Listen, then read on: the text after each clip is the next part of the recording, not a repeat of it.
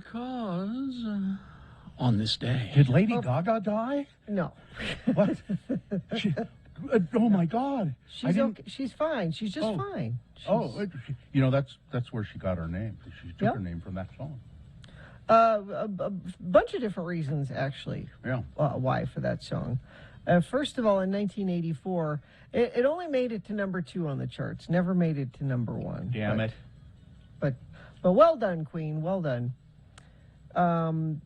Also, there was a story that we saw today that Queen was the number 1 most played rock band on radio. On rock radio. Yeah. Says who? I'd have to find the article. Says people. Also, our very own Katie for short. It's her radio birthday today. Mm-hmm. It is? What is her radio birthday? I just mean she's a radio person, and it's her birthday today. Oh. Happy birthday, Katie. Thanks. Our intern, Cameron Diaz, or Corey, as I call her, she brought me a present. Aw. What'd she give you? Oh, I have no idea. Oh. And Katie... Well, when you open it, let us know. It's nicely wrapped. I want to know what it is when you open it. Okay. It looks like a bomb. It's wrapped in coupon paper, and I appreciate that, because I would do the same thing. Katie is our producer. I used to be the intern. She's 15 years old today. Yep. Yeah. Proud of her. Way to go, Katie. I'm We're in still high skirting- school. We're still skirting those child labor laws, but we're... And the other radio thing is we lost a radio giant over the weekend. Well, sort of radio giant. he played one. Actually, I was reading about him. He actually was a DJ for a time, Yes, he an was. actual DJ. Howard Hessman. One of the founders of the influential improv group, The Committee, the founder, along with a couple of other people. And he played Johnny Fever. Dr. Johnny Fever. Dr. Johnny Fever. WKRP. But let's not forget his evil opposite, Rip Tide. I don't remember this.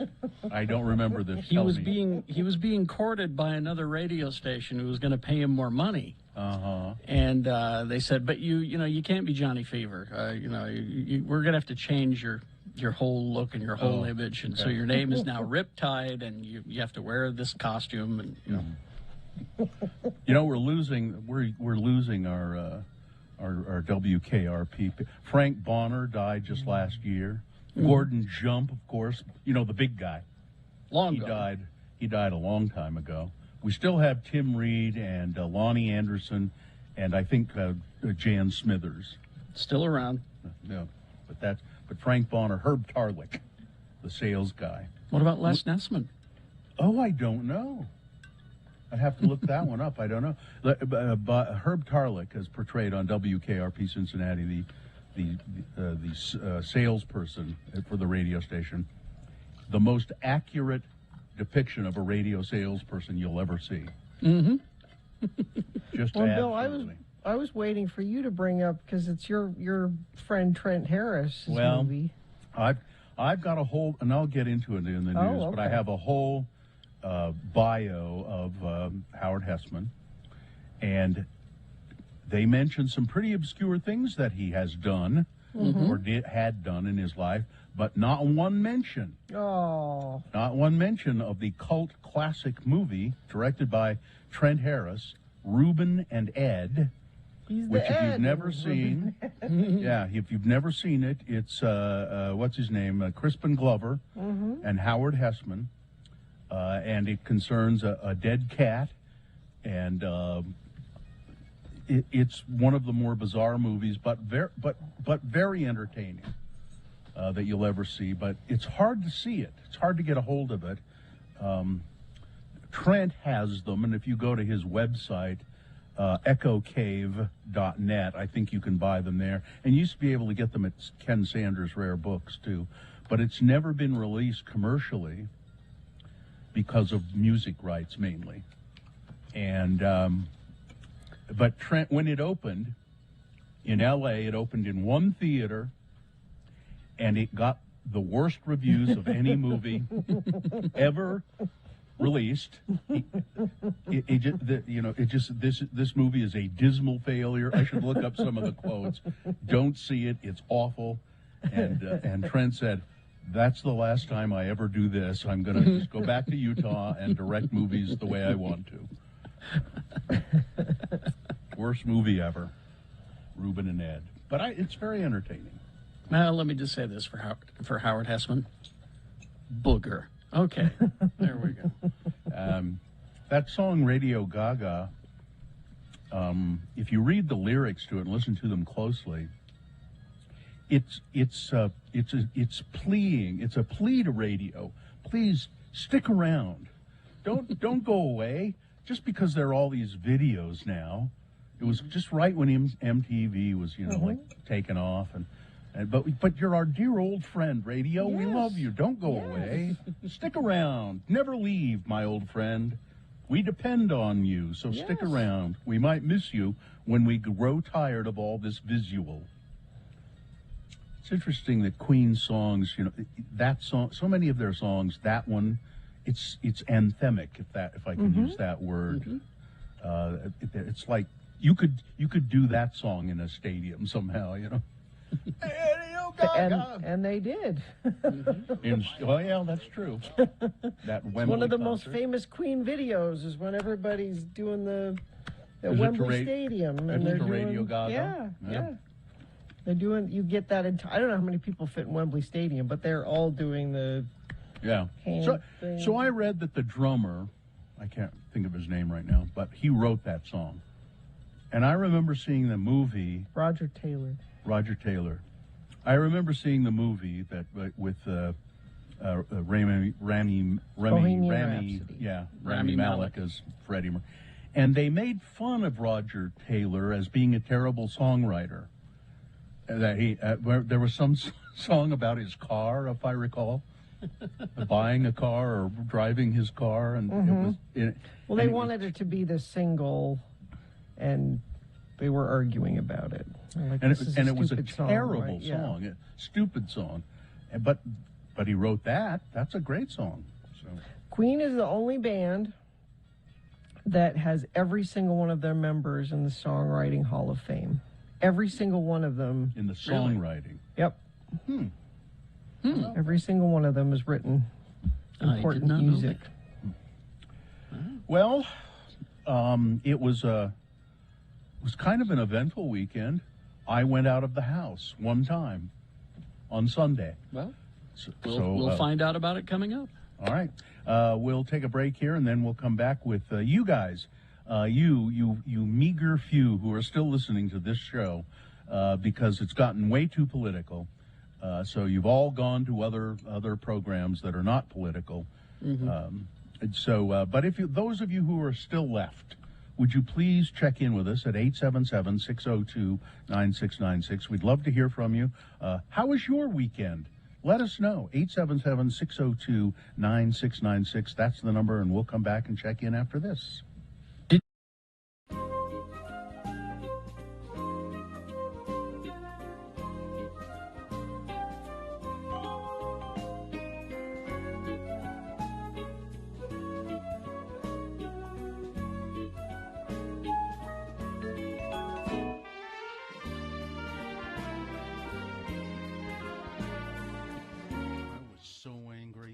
Saturday night, after I went to the Warped Tour, I went to a party, and I think it was about 10 o'clock at night. I get home, and I'm out. I was out on the sidewalk. It's not important why. 10 o'clock, out on the sidewalk, and what do I see coming across the street? A raccoon, and there's a lot of traffic, and he's coming right toward my house. Yeah.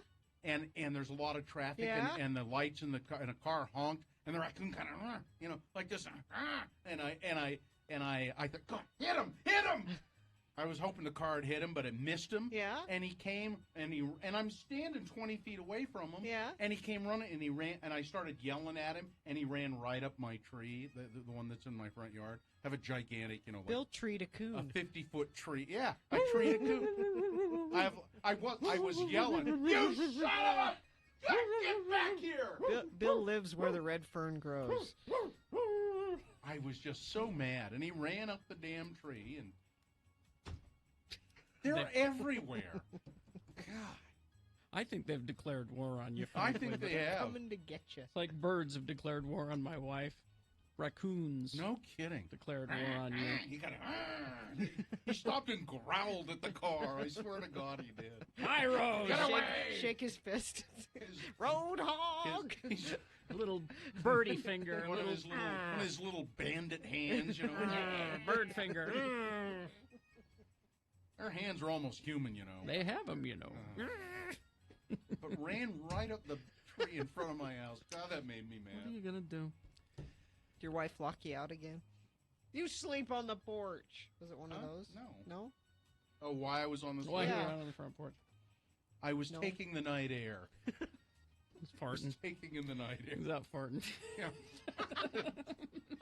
I'll be back in a while, honey. The night. I gotta go take the night air. He's right, isn't he? No, Taking the night wind is No, what it is. no, I wasn't. There's a breeze. Let me just put it that way. Man, I live in the city. I don't You need shouldn't have- this no, crap. You have to move to the country to get away from the coons. No kidding. That just drives me crazy. I tell you, we haven't had any raccoon problems since Van's dog Chase killed one in the Yeah. backyard, and ever since then They know. they're gone. I believe that when I start trap, I should go home and set up a trap, and Yeah. because if I trap a couple of them, they kind of lay off for a while. Well, then that means you have to keep trapping them. I know, Got to send a message. I know. I got the trap there. I just haven't. I'll set it, and Brian will come and get them. I want reliable people who aren't going to get carried away. This is years you've been dealing with I this. just hate it. Got to send a message to the coon community. I haven't seen one of the cats for quite a while.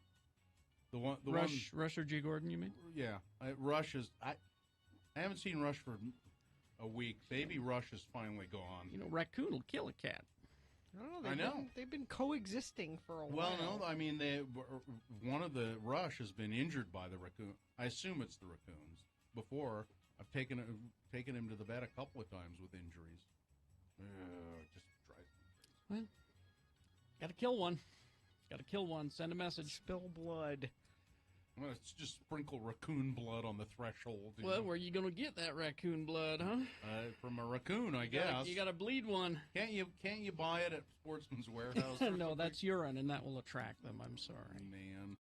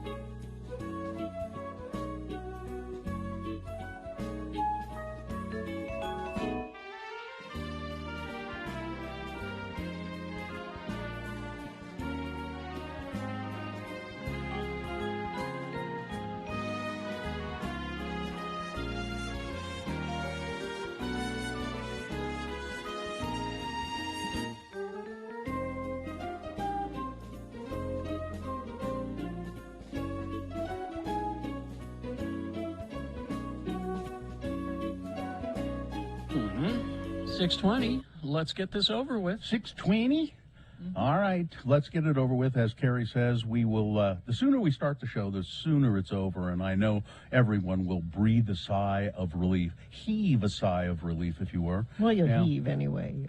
Well, during the show, you'll heave. 877-602-9696 is a phone number. And you can use that phone number to check in with us. If you've got any guts, that is. You can also text your check-in at 33986. Do we have a sponsor? No, we probably don't. Yeah, we do. Sure we do. What? Start the new year by becoming a nurse. Nightingale College is a pioneer in online nursing education, blending online classes with on-ground supervised field experience, virtual college, actual nursing. Learn more at nightingale.edu. The moon is just about gone. Only 0.9% of full. It'll rise. You won't be able to really even see it, but it'll rise today at 7:41 a.m. Today being Monday. It's the 31st day of January in the year of our Lord Jesus Christ, 2022. And hallelujah, it's the last day of semi-dry January. And this is the morning show that mourns the loss of the character created by Howard Hessman. He gave the world the most realistic portrayal of a DJ, a radio DJ ever created, Dr. Johnny Fever.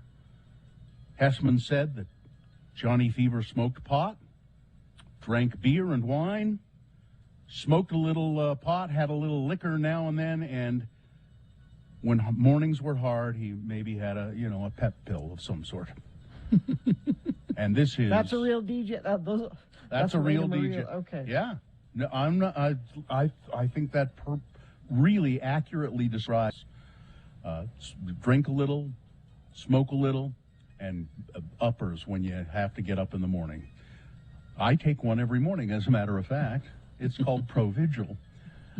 So this is the Radio from Hell show, starring the Lords of Morning Radio, Kerry Jackson. Hopped up on Provigil, Bill Allred.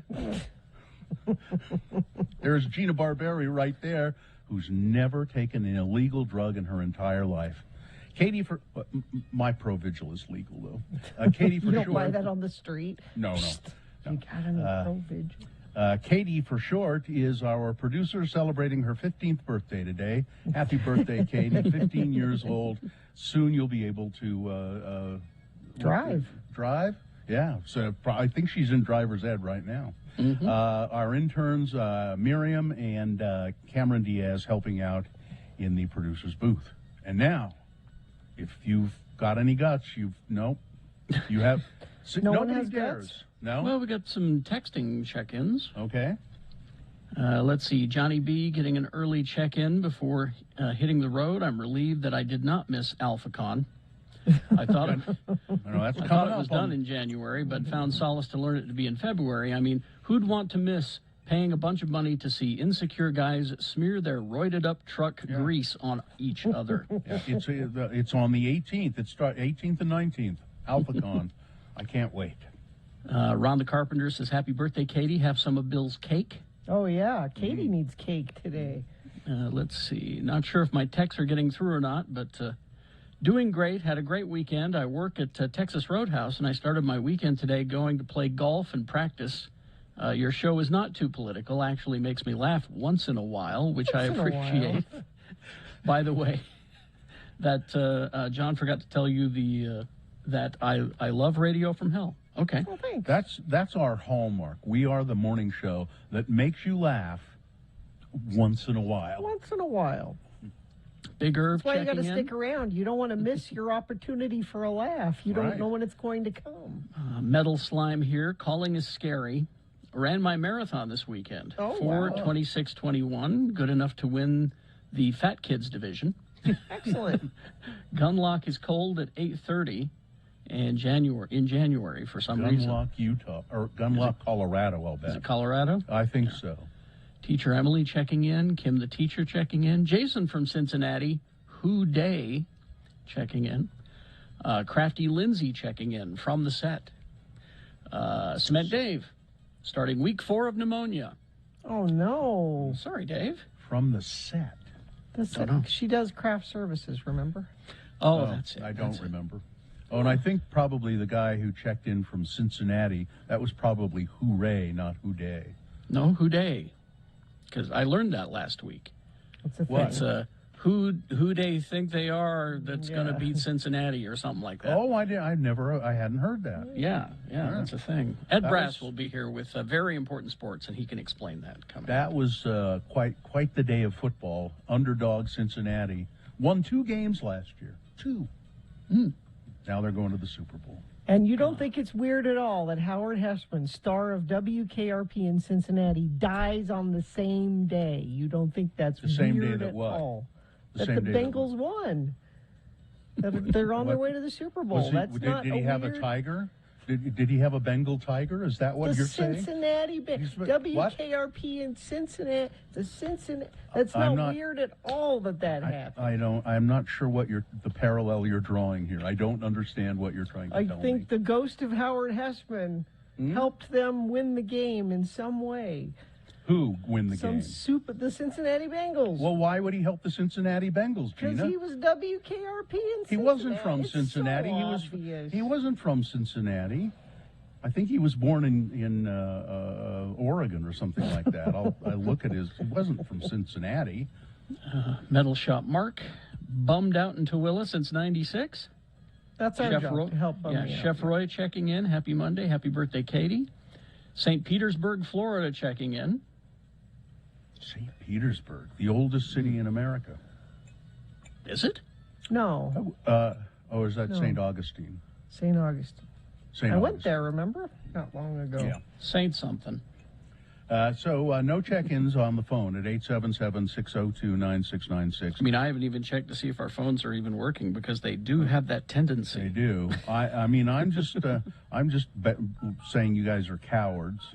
I would tell you it's National Hot Chocolate Day, National Bubble Wrap Appreciation Day, I appreciate bubble wrap. Hell Freezes Over Day, Ooh. a That day means for you, things are going to Karen. happen today if hell's freezing over. Maybe. Maybe the Cincinnati Bengals will win the championship and go to the Super Bowl. That already happened. Carrie, for you, it's Gorilla Suit Day. Gorilla Suit Day? Yeah, it's Excellent. It's meant to honor the monkey suits that are worn on Halloween or other times at costume parties or in movies. So, wouldn't you like to have a gorilla suit? I would. No, it's disrespectful get- to my ape Your friends. overlords? Your simian. My ape overlords. They'd see it as disrespectful. Are you mocking us? They would say. It's also Eat Brussels Sprouts Day, Brandy Alexander Day. Now, I've never met her, but I think she's quite a drink. dish, right? Isn't she? It's quite a... Well, it should be. It's No? not a dish. It's a drink. It's an alcoholic beverage. It's not a dish. Hug an Economist Day. Oh. Where do you find one? Well, your husband is an economist, isn't he? He likes to read The Economist. How about that? He's a biochemist. He's an economist. I saw a correspondent on 60 Minutes last night, and I didn't catch his name. He was doing the Beatles, talking about the Beatles, and he was talking to Peter Jackson. And he reminded me of your husband so much I couldn't stand it. Peter Jackson reminded you of my husband? No, the correspondent. God, would you pay attention? Midvale, Utah checking in. Abilene, Texas checking in. I know those compound sentences are difficult to follow, but Traffic, Gina, please. Crash south on I-15 approaching Antelope Drive in Layton. The highway patrol's doing intermittent slowdowns, which is backing up traffic into Clearfield. So that's an issue. We also have crash all directions, 54 south, 27th west. This is in Taylorsville. Northbound, southbound, and westbound lanes are closed. Use an alternate route. And if you're seeing something, you can share it with friends of the program. Just text it in to us, 33986. All right, we will take a break. We will be back. We've got big boy news and opinioendo coming up. Also, very important sports on the way right after this. All in the same break. And then at 7 o'clock, it's your first word. Let's see, I think this week is the last week for this contest. The $1,000 a day giveaway. We've got your first key word coming up at 7 o'clock. So stand by for that. It's just like a half hour from now. X96. It's the Utah Word of the Day. from what year? Do you have any idea? 1994. Okay. Let's see. Here we go. Today, we examine another group of words used by most Utahns called L words, or words that end in ELL. Oh, yeah. And to help you with today's lesson, each time an L word is used in the following dialogue, a bell will sound. Imagine, if you will, our two friends, LeVar and LeGrand, together in LeVar's trailer house. The TV is on. A conversation ensues. Again, these are L words. I love this TV show. Yeah. I am so glad that someone is showing the reruns of McKell's Navy. Me too. You know, I would just love to set sail with McKell myself. Hey, you remember the one when the wacky crew of PT Boat 73 tried to save that beached well? Yeah. They had a hard time because of this big storm. Yeah. Gale force winds and hell stones the size of golf balls. Yeah. But they saved that well anyway.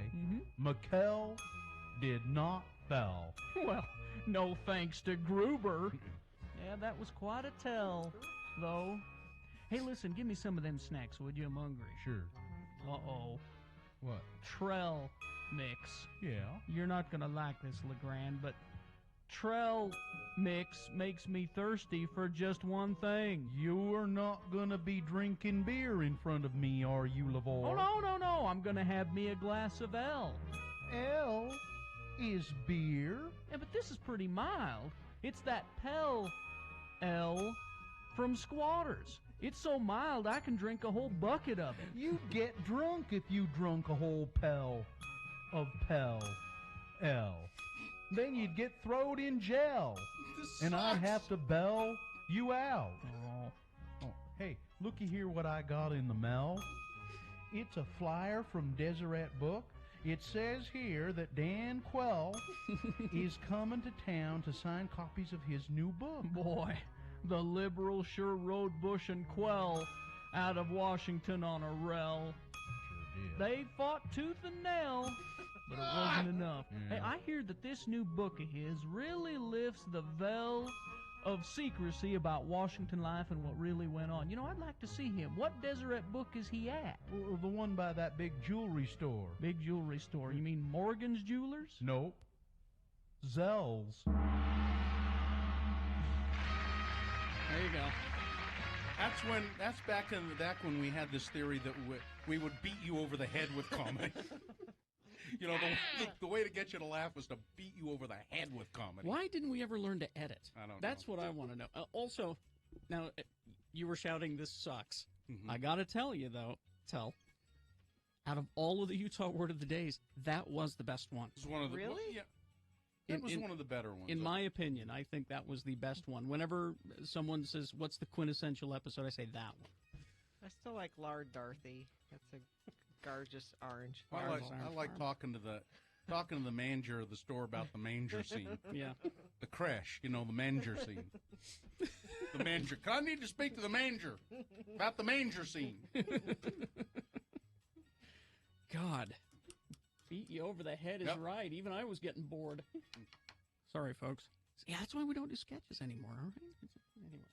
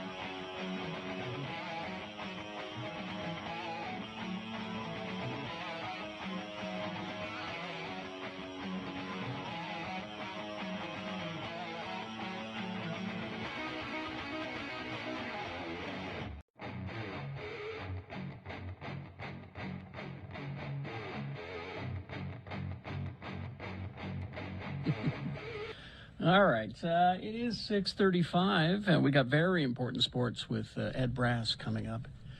Stand by for that. He can explain this whole football situation. It's a There's situation. a situation? I didn't Yeah, I don't it's a know. I situation. don't understand it. I don't understand it. He can explain it to us coming up. Anything else happening? Coming up, I need to tell you about my trip to Ogden. Oh, Oh, I saw the video. Yes. Yeah, Gina went to the old KJQ studios, and it was quite an interesting video. And, I went to a birthday party last night. Uncle Todd Collard Crazy Speaking of Uncle Todd? radio, of Fisher, Todd, and Aaron. No, he's not crazy. Well, yeah, he's a little nutty. Yeah, he is. I was going to say, you're the one who got me started calling him Crazy Uncle Todd. He's a little, yeah. But he had a birthday party last night, an intimate affair, which I attended for about an hour, and then I said, well, as you scheduled this birthday party at 7:00 in the evening, I have to go. What? Why? Why do you have to go? you know why? You know, better Todd, than anyone why I Todd, have you to and go. Aaron, your lovely wife, were in radio for 20 years, 25 years, whatever it was. Morning show. Huh? Really? Oh, yeah. Oh, yeah, that's right. Okay. Thanks for coming. I thought everybody stopped doing radio when I did. I gave him a bag of sumo tangerines for his That is birthday. a impressive gift. They're I'm expensive. surprised you would give those up. Well, Gina, I gave him the last 4 in existence. You're right. The precious sumos, I gave them up. I made a big sacrifice You did. because there are no more available in any store. Anything If you else have going on? some stories to read, I have a sponsor for those stories. Okay, well, let's do that. For over 65 years, they've been a part of your community. The name is changing. The commitment to you is not. Welcome to You First, YouFirstCU.com. Well, we talked about Howard Hessman, but let me give you some details of Howard Hessman's life. He died Saturday in Los Angeles. He was 81. His wife, Carolyn Ducroc, said he died at Cedars-Sinai, complications from colon surgery last summer. He was nominated for an Emmy twice for playing Dr. Johnny Fever on the show WKRP in Cincinnati. That show, 4 seasons, 1978 to 1982. The series was about a struggling top 40 rock radio station where the staff raged against disco with hard rock and, it says here, punk songs. Were there any punk songs? I don't. Maybe. Their format was never really focused. Yeah, because late at night, Venus Flytrap would do. Yeah, Venus would come in and play Earth, Wind, and Fire. You know, Hessman played the hard-living Dr. Johnny Fever in a really accurate, I thought, portrayal of a radio DJ. He was a cherished character on TV who embodied the essential traits of the 60s counterculture, the worship of rock bands, the so-called veiled drug references, long, shaggy hair. In one scene, he's wearing dark sunglasses while DJing, speaking in a relaxed tone as he leans into the microphone and says, "We're still rocking on the mighty KRP, where the Razor Man is standing by to sharpen up your day." He said it better than I just did. Yeah. Which is, he was a better fake DJ than I am a real one. I mean, you know. So I did a little research to see. Anyway, Howard Hessman, he was terrific, and then he went on to be on. He was head of the class. Head of the class, Which he hated, apparently. Really? Oh. Yeah. Well, he left. I know. He left Apparently, the show. he said that the show didn't end up being what they told me it would be, and I don't want to be a part of this anymore. And then it says in the New York Times article about Howard Hessman, he landed roles in cult classics like the mockumentary This Is Spinal Tap, where he acted alongside Michael McKean, who said on Twitter on Sunday that it was impossible to overstate Howard Hessman's influence on his and subsequent generations of improvisers. But it doesn't mention the other cult classic that he was in, directed by Utah's very own Trent Harris, Ruben and Ed.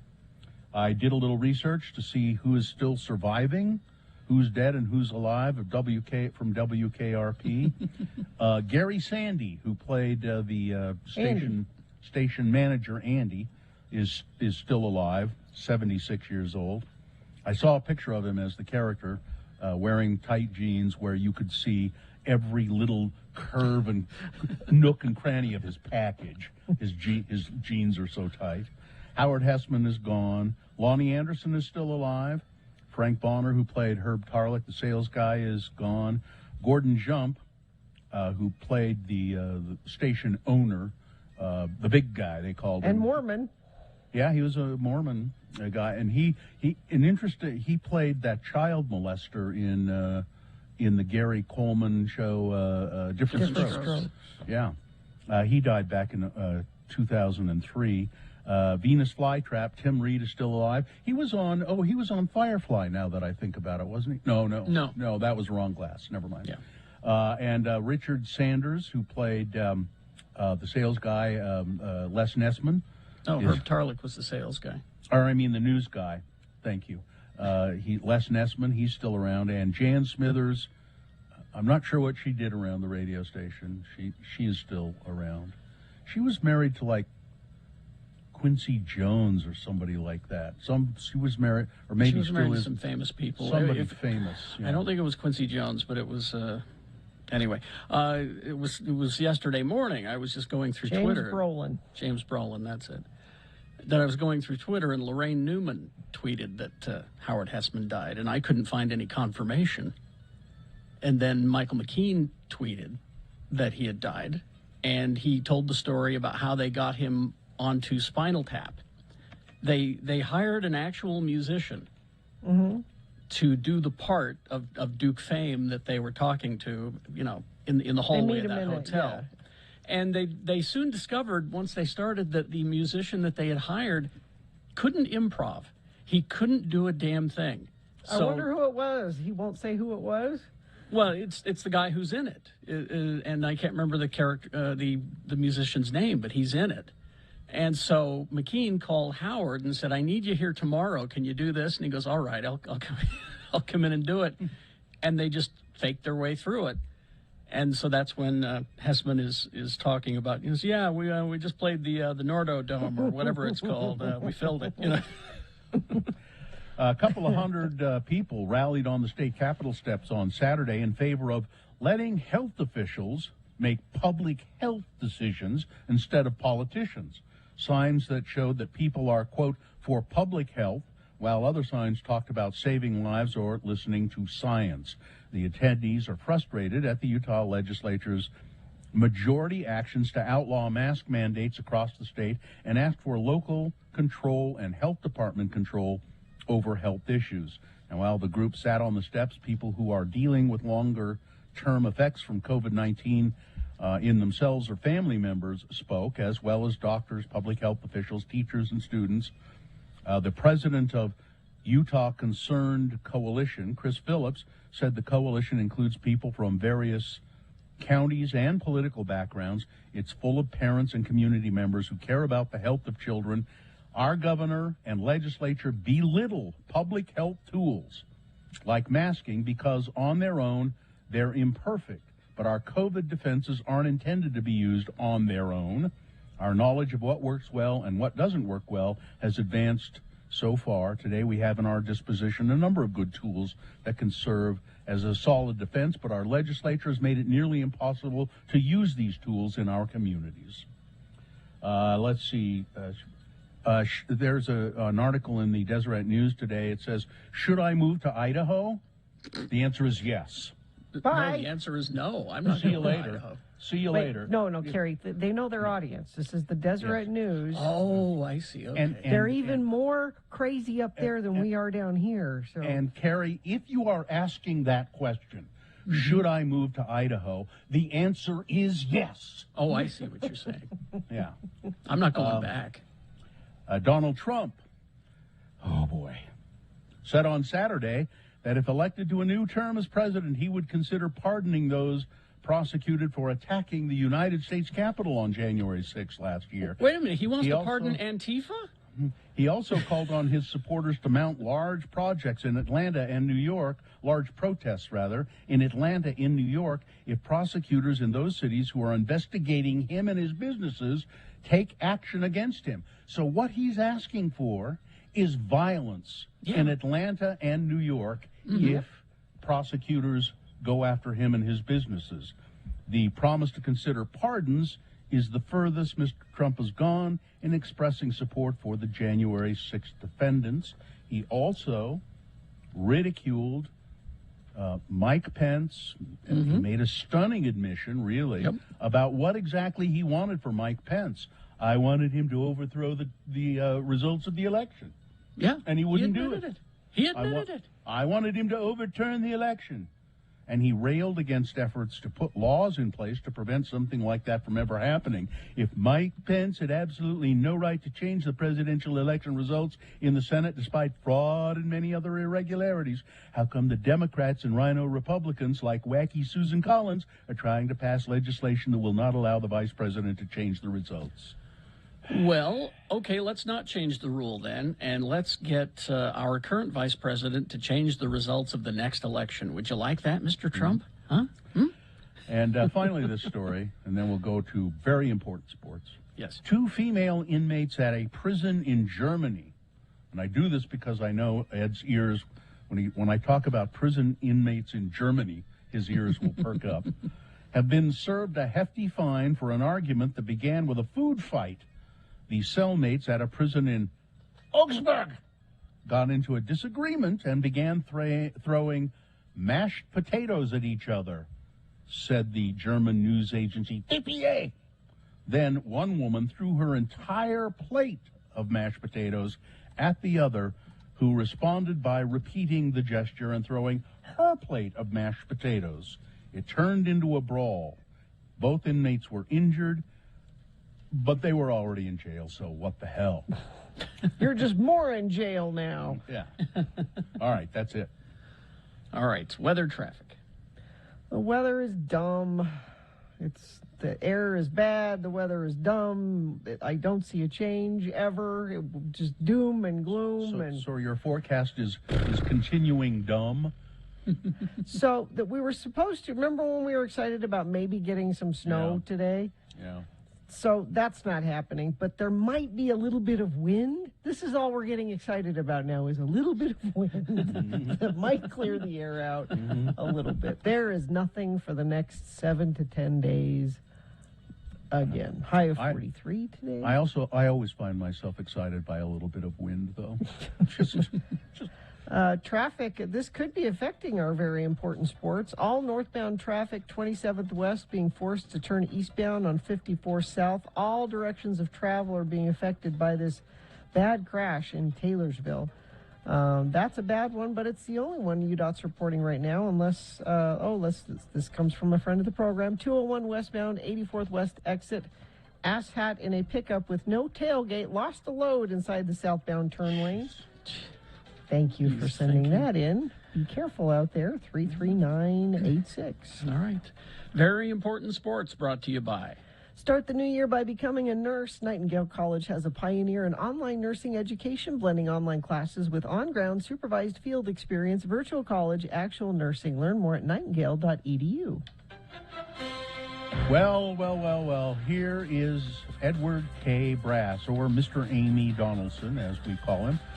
He is here to do very important sports, and he must be pretty excited because Ohio State very well represented in the playoff game, and the state of Ohio. Do you want to start there, Mr. Brass? I think we'll end there because there are many, many very important sports that occurred over the weekend. All right. I mean, this is, after all, in conjunction with your earlier story, the 79th anniversary of the surrender of the 6th Army at Stalingrad edition of Very Important Sports. So, to Carnegie Mellon music graduate Mauricio Paez and McAllen, Texas Trump rally undercover agent Raul Montemayor, there's still no Formula One news, but you could count Raul's good deal on Michelin tires at Costco he got over the weekend. The Australian Open. 5-set epic battle between number 6 Rafael Nadal and number 2 Daniil Medvedev. 2-6, 6-7, 6-4, 6-4, 7-5. Mr. Nadal won.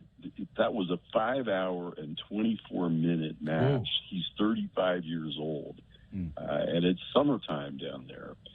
He won his 21st men's Grand Slam title. That's the record. It's one more than Roger Federer and Novak Djokovic have at the present time. In other matches in the semifinals, Immigration 1, Djokovic 0. In football, the overrated U.S. men's team lost to noted soccer power Canada in World Cup qualifying 2-0. The U.S. is presently in second place, but may be bumped to fourth, which would require them to enter a playoff just to get into the World Cup. If Mexico and Panama win, they're only number 3 in the region. They qualify automatically. Only the top 3 do, so that would put them in the playoff. In college basketball, Utah men have lost a record 10 straight. Not a good year for basketball in the state, except for 2 people. There are 2 teams. The BYU women are 18-1, and they're number 1 in their conference.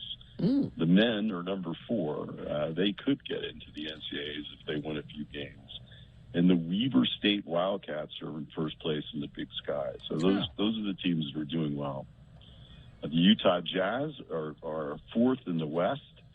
They've had 1 win in their last 10 games. They lost again last night to the Timberwolves, 126-106. Their next game is the Nuggets on Tuesday at the Salt Palace. I'm sorry, Wednesday at the Salt Palace. Coach Quinn Snyder has COVID. Yeah, and there was another injury, too. Joe Ingles. Joe Ingles. Joe Ingles is hurt, and Donovan Mitchell isn't playing, and Rudy Gobert are playing. This is what the Jazz would look like without their stars. You suck at football. Tom Brady retires, ? It's been reported by the media and ESPN in particular, but not by Brady.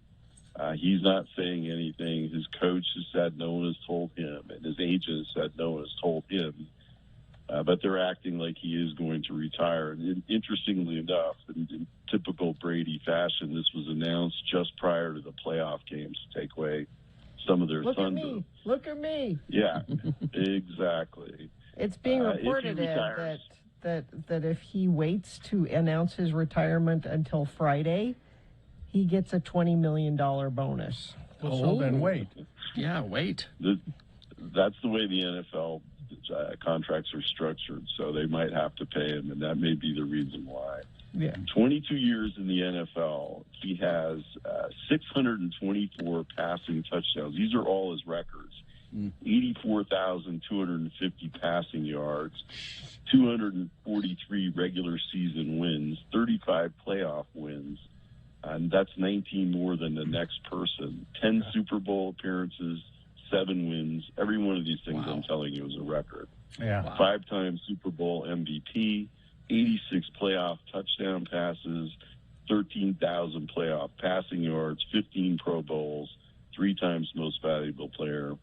And he's on the NFL all-time team. And he's 44 years old this year, but he threw for 5,300 yards and 43 touchdowns. So Ed, now who was the best football player ever before Tom Brady? He is now Jim Brown. Was it Jim Brown? Because he would now Tom Brown. Brady would be now considered the best football player ever. Yeah, I mean, I guess he's the best quarterback ever. Yeah, what I don't position? know who the best player is, right? So, I mean, you could make an argument about that, but he's statistically the best player in the history of the game as far as quarterback play goes. Well, and I mean, when you consider offense, gaining yards and everything, he just has killed everybody. Well, that's right, and that's why he would be getting a $22 million bonus on Friday. Yeah. You know, if you produce like that, then they pay you accordingly.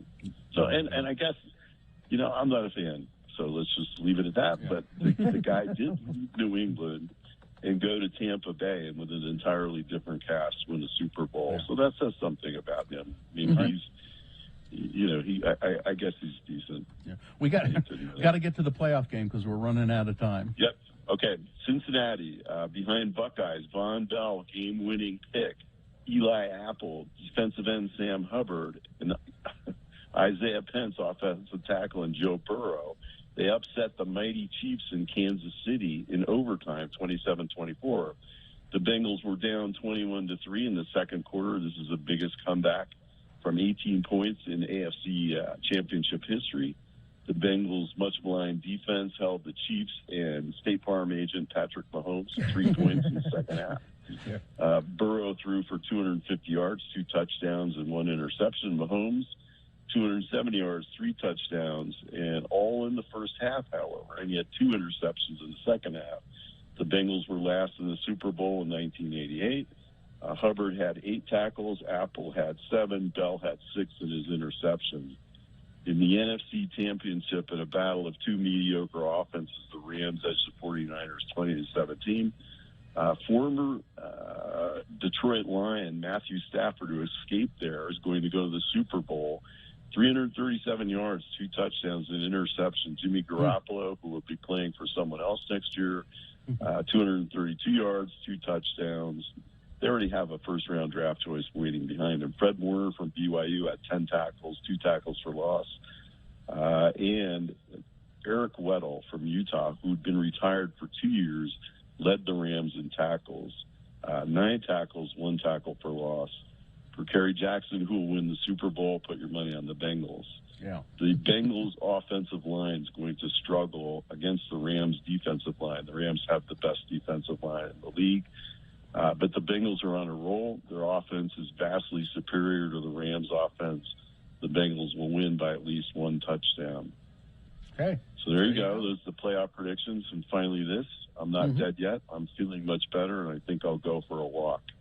So good for you. I'm glad you're feeling much better. All right. Thank love you. you, Ed Brass. Take care. Thank you, sir. Thank you, I'll sir. go out and deal with the traffic. Okay. Take care. Yeah, speaking of that, Yes, traffic. yeah, it's our attorney lives in Taylorsville, and there's issues in Taylorsville. All northbound traffic on 27th West is being forced to turn eastbound on 54 South. All directions of travel are being affected by this bad crash on 54th South, so avoid that area. Ed may be lawyering from home today if he can't get out of there. Let's see. Looks like that's it, though. That's the good news. I don't have any other accidents to tell you about, but you can text in if you see something, 33986. All right. We'll take a break. We will be back. We've got Boners Round 1 coming up. Bill Frost telling us what's on TV, all kinds of things happening on the program. And right after these, Yeah. Oh, you're right gonna after say it, these right? messages, your very first word of the day for the $1,000 a day giveaway. We'll have that for you after these. Brooklinen.com. Refresh your rest with the essentials of comfort from Brooklinen. Go to brooklinen.com, use the promo code X96 to get $20 off with a minimum purchase of $100. Congratulations, you made it through the holidays. You made it through dry January. Maybe you ought to refresh your abode. You know, it's not just sheets, though. That's the thing, is that Brooklinen is known for their bed sheets, and they are the best on the market, in my opinion. But they've also got all kinds of wonderful things for your home that just make it more comfortable, make your fortress of solitude more comfortable for you. Luxury, as it were. Super soft loungewear, that's very important. Bathrobes, towels, and, of course, the Brooklinen sheets. Go to BROOKLINEN.com and enter the promo code X96 for $20 off with a minimum purchase of $100. That's brooklinen.com and the promo code X96. The lightning round of Ask a Bullfighter. You could still get in a phone question if you want, 801-359-9696 or 877-602-9696. But we have a lot of text questions. How about your health insurance, Ammon? They must be some There must be some restrictions, or you have to have You must be risky. Maybe. special health insurance, or what? I don't. It probably would be a good idea if you were going to do it. You've had Dang, that's injuries. a good idea. Just thinking about this, are you? All right. Hey, Wait a minute. why didn't I think of that? So what do you? I mean, has your health insurance covered you so far? Yeah, on the cases where I've needed to go, a lot of the injuries are, you're just going to be sore. You can't really do much for it. Cinch you up. We just cinch you up on the kitchen table. Yeah. Yeah, Until that big brain injury comes around, then you're going to Yeah. wish you had it. Let's see. Text question. This is not me, of course. I want to ride a bull once before I die. How would I go about doing this? Good. Well, that's his bucket it's- list, I guess. Yeah, it's probably easier than a lot of people think. Make it the last item on your bucket list. And finally, Actually, the Broken Heart Rodeo Company has practice where they buck out some of their younger animals just to see how well they'll perform. And I'm not sure if he's still doing it, but usually it's every Wednesday night in Ogden at the Golden Spike Arena. you just show up and Yeah, like there's kids from high school that come and get on, or guys from college that just haven't been riding for a while that want to get back in. You have to pay a little fee to do it. Yeah, I think it's like $20, and usually there's enough guys there that have the equipment that if somebody, I've been there before when people have shown up that have never been on an animal before. I don't have my own rigging. Yeah, they help them do it. So Listen to you. that would be a good. And I know on the website, on the Golden Spike Arena website, there's a calendar, and it'll list on the days that they have practice. All right. Let's see. How many bones have you broken? Pretty standard question. Probably 5. 5. What was the most painful one? No pelvis, I hope. No, my Okay. pelvis is functioning great. That's good to hear. It's good news for your fiance there too. My worst injury is probably my ankle when I broke it and All right. dislocated it. Have you ever seen a rider or bullfighter lose their life? I have not. That has not happened. Okay. Not where I've been. Thank goodness. Let's see. Do you have to be a big guy to be a bullfighter? Yeah, I would think because you're over 6 feet, I would think you'd want to be a little guy, like a smaller target. Yeah, I don't know. I mean, I don't know if I'm big or not, but this is my size, and the guy I work with is the guy that I fight bulls with. He's about my same size, and I kind of think of it as there's more cushion for the pushing, or I can take more of a hit. And so maybe if I was a little smaller, maybe if I was smaller, I'd break more bones because I got some padding. I don't know, but And let's see. Growing up in Franklin, Idaho, where there was nothing to do, have you ever gone cow tipping? No, I actually we tried one time to see how close we could get, but they weren't really sleeping. So. Well, you got to make sure. Isn't that just a myth? I kind of think it is. You can't push a cow over when they're asleep. Gina, I'm going to look it up. That's bull. Look it up. That's bull is what that is.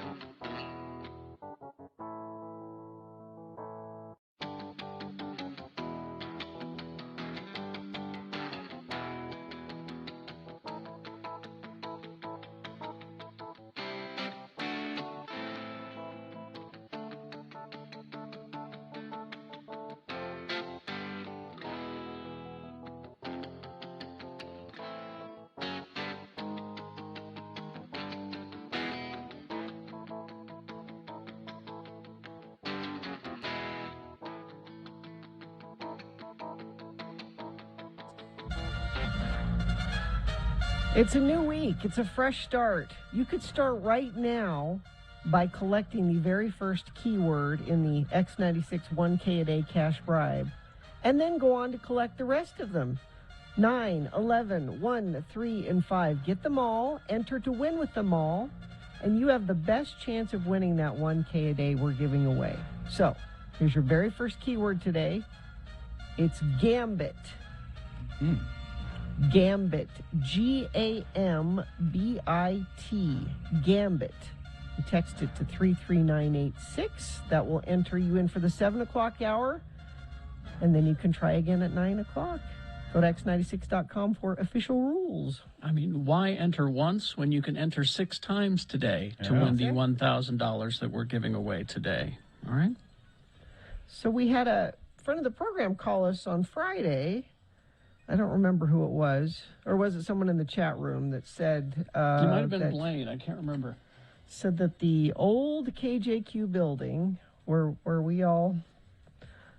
Well, it was the first I started working in radio there in 1980. Carrie worked other places before there, but said, they're tearing down the old KJQ building in Ogden on Gibson Avenue.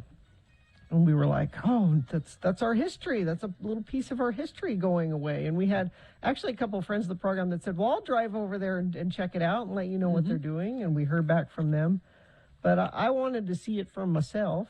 When you said that's a little bit of our history right there that was going away, and I said, well, good, because it was a dump when I started working there in 1980. I was looking at some old articles and stuff that we had around, and I once described that building. I said it used to be an animal hospital where they euthanized animals. It just was creepy and old and It was awful. Creepy and old back in 1980. Yeah, that's what I'm saying. So it's been so long since I've been there. Even driving on 12th Street to turn on Gibson Avenue, I drove past Gibson Avenue because 12th Street does not... Carrie, I don't know when the last time you've been in Ogden. It's probably been a while. There's so much new construction and buildings on 12th. I drove right past it. Just looks totally different. Yeah, it couldn't... Yeah. But I looped back around and drove down Gibson Avenue, and I thought, well, I'll drive up to the station, and I'll get out, and I'll walk around, and I'll take some video and talk about it. And I pull up, and there's a beat-up old truck, with the doors that don't match, and the missing tailgate, and then a little old metal trailer behind it. And there were a couple of scary Ogden dudes going through the piles of junk. That's my peeps. Come on. Looking for metal and and they were loading up the truck with treasures from the pile Salt that of the was earth. KJQ. Not scary looking, salt of the earth. Okay, so I thought, well, I'm probably not going to get out of my car. I'll just stay in here. And I think I scared them off because I kind of pulled up and just parked and sat there, and then they drove away. So I start taking... They weren't scared of no girl. I start taking video. I did a Facebook Live video, and it's on our Radio from Hell Facebook page. It's really nice, too. And as I'm narrating it, and I was kind of talking about the old building, and I said, and in that old building, there's a couch that probably, should be burned because unspeakable things happened on it. And as I'm saying that, and I'm just doing the video, I completely it was lost on me that there was a visual component to what I was saying right in front of my eyes. Was the couch there? The couch is on the roof of the building. Oh, my. Which I didn't notice when I was taking the video, but I went back and looked at it after, and a friend of the program was commenting on the video and said, is that the couch on the top of the building? That's because people were doing unspeakable things on the roof of the building. Why was it up there? I don't know. I didn't notice that. I watched the video. You need to go back and watch the video. I don't know. Somebody had to have put it up there, and why is the question. No. Yeah. I wished I'd noticed. Well, because I'm taking the video, and I was kind of just paying attention to the actual building part. I could tell there was some stuff on top of the roof, but I wasn't really paying attention to what it is. It's the couch. where Yeah. the unspeakable things happened is on the roof. Now, I never, if there was another, see, the only couch I did unspeakable things on, which I did several times, was in Tom's office. Yeah, that's the one that I did unspeakable things on. Is that the same couch or is it? I don't a know. different couch? I don't. That gray couch? I don't know. It was into Was it the the one couch I'm in the talking lobby about. or in the couch in Tom's? No, in the office. Well, it was in Tom's office. Oh, okay, yeah. Then we've Yeah. all done unspeakable things on that couch. And you were, Gina, you were a little wrong about the two windows. The one window wasn't where the DJ offices were. It was where the sales offices were. Sales. Yeah, the DJ's offices were on the other side. Yeah. Mm-hmm. Yeah. And then, of course, the window where the studio was, that people could come up in the middle of the night and knock on the window and And there was no lock on it. They could open it. They wouldn't just knock. They could slide it open. But you know, our station owner and manager, he made sure that you were safe in that studio, even though that window was unprotected. He did? Yes, and he said this. You know the big cart deck machine that was in there that played Yeah. Instacarts? The Instacart. I put that right in front of the window in case anybody tries to shoot through it. And that way you're serious. protected. You're It'll protected. stop a bullet. That'll stop a bullet. You're protected. I think he was pretty serious. He was too. serious, yes. that ballistics expert, Tom Greenlee. Yeah. It'll stop a bullet. But it's sad. I mean, and everything No, it's not around there is just level. Flattened. Yep. Be interesting to see. You speculated that they might be building apartments there because Yeah. that seems to be what's going up everywhere. But God, that's a weird section of town or part of town to do. Although I don't know, It's different now. 12th Street is gentrified certainly, and yeah. So maybe 12th Street is a hive of activity now. It didn't used to be, though. Was the dog grooming place still there across the street? Oh, my mom still takes her dogs there. Yeah, I can't remember the name of Really? the woman that worked there. I really liked her. She was I know. great. My mom loves her. That's why she still goes there. That's her. She, if she were listening, she'd call her, "Oh, that's Tammy," or whoever it is. She's taken her dogs there for years. Yeah, But go they back. used to- I want you to, Carrie and Bill, to go back and look at the And video. look at the video. I will.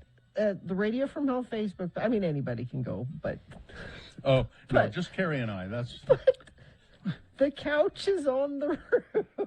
well, it's, you know what? It probably had such odors coming off of it. They had to throw it up on the roof. Put that up on the Leave roof. it in the It's pile out of of reach. garbage? It's out of reach of human hands up there. So that way, Won't contaminate anybody. it'll keep people safe if we keep it at a distance from the rest of the human race. I think you could have gone inside too. I'll bet you could have just walked in. Well, yeah. somebody in the chat room said that they let themselves in and went and looked through everything. After I saw the scary dudes, I certainly wasn't going to go in there by myself. Bill, I think that you should drive up there today and go into the garage area and have one final smoke, as sort of a farewell to That's, to the building. yeah, I don't know. It is scary to go. When I went into the old X96, you know, did you go Before with they us, tore it Carrie? down. Into the Oh, old it's a X96? horrible mess. Yeah. With all the birds living in there. It and- was unrecognizable, and Yeah, there was some sort of tramp or scavenger in there Mm-hmm. who was. What are you doing in here? And he was pounding on a door that was locked, and it was kind of scary. They took all the copper wires out, and I didn't even recognize the place at all. Yeah. Couldn't. All right. Traffic, please, Gina. I believe it's still an issue, that bad accident, 54 South 27th West in Taylorsville. It looks like one westbound lane is open now at 54 South 27th West. Northbound and southbound are still being affected, and there are delays eastbound on 54 South. So that's still causing some trouble. And I think that's it, though. If you see any trouble, though, you can text us 33986, and we'll let you know what we see. Blaine in the chat room says, you guys are assuming that life didn't spontaneously grow and the couch climbed up there itself. Maybe. Which is There definitely were possible. spores, I'm sure. There were live things. All right. Let's see. We've got Boners round 1 coming up, and here are the candidates you will consider. Boner candidate number 1, teaching the boy I misspelled teaching. I just noticed. Teaching a boy to drive because there might be a need. Boner candidate number 2, no respect for the murdered partisan. And boner candidate number 3, I don't see this as assuming a more direct responsibility. All right, we'll take a break. We will be back. Owners Round 1, all coming up after these. Also, a few things that you need to be aware of today, all coming up. Hoops Vision Correction, HOOPES Vision.com. Don't be a nervous Nelly. Don't be a fraidy cat. Don't be a wuss. Go to Hoops Vision. Kerry was a fraidy cat. I was. But he got over it because he's, well, I did the brave thing. I pushed my wife out in front there first, and his she lovely did it. wife went and said, honey, it's fine. It's fine. Get rid of your glasses and your contact lenses with the LASIK procedure at Hoops Vision. They have been doing this for a long time, and they have trained professionals. They are really good. Dr. Hoops and the whole staff, they're excellent at what they do. I had a great experience with it, and it was amazing. I got up off the table and went, hey, I can see. So schedule your LASIK consultation at Hoops Vision today. The initial consultation is completely free, no obligation. Just call 877-30-LASIK, or you can book it online at hoopsvision.com.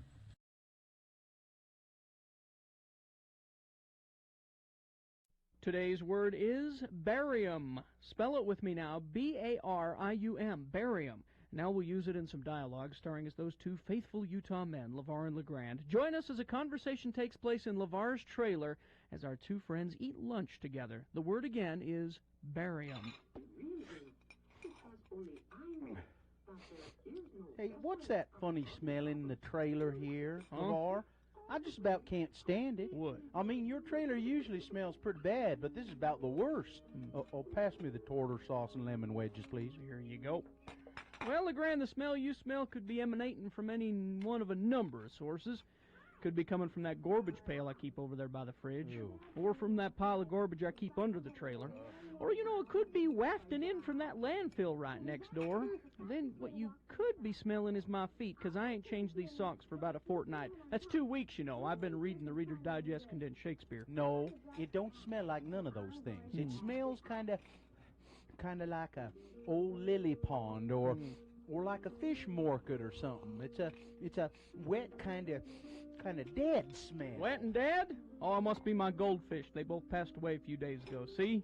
They're just floating in the jar over there. Oh, no. When did the poor little things die? Well, it's been a while. When I saw them floating in the jar there, I thought they was sleeping. I kept giving them food, and they wasn't eating it, so I figured out that they was dead. Poor little Jaws and poor little Flipper. Ain't never gonna swim again. Oh, no. Ain't never gonna respond to my call. Ain't never gonna snuggle up to my finger when I reach in to pet him. Ain't never gonna bring me my slippers again. Guess I'll just flush them down the crapper. No! No, you can't do that! Well, them fish brought you your slippers? Well, they hadn't mastered it yet, but I was training them. And why can't I drop them in the bowl and pull the lever? Because it would destroy their immortal souls. Going down the sewer is like being cast into outer darkness. They need to receive a proper funeral so they can be reunited forever in heaven. They was married, wasn't they? Well, I guess. So now what you're saying is I need to dig a hole and bury them? Yep. Have a ceremony and bury them. Well, I tell you, LeGrand, I love these little fishy friends of mine. But I think you're out of your nut. Besides, it's too much trouble to dig a hole and bury them. This watery grave is like being buried at sea. Goodbye, little fishies. You're a cold man, LeVar. Hey, you gonna eat the rest of your fish sticks?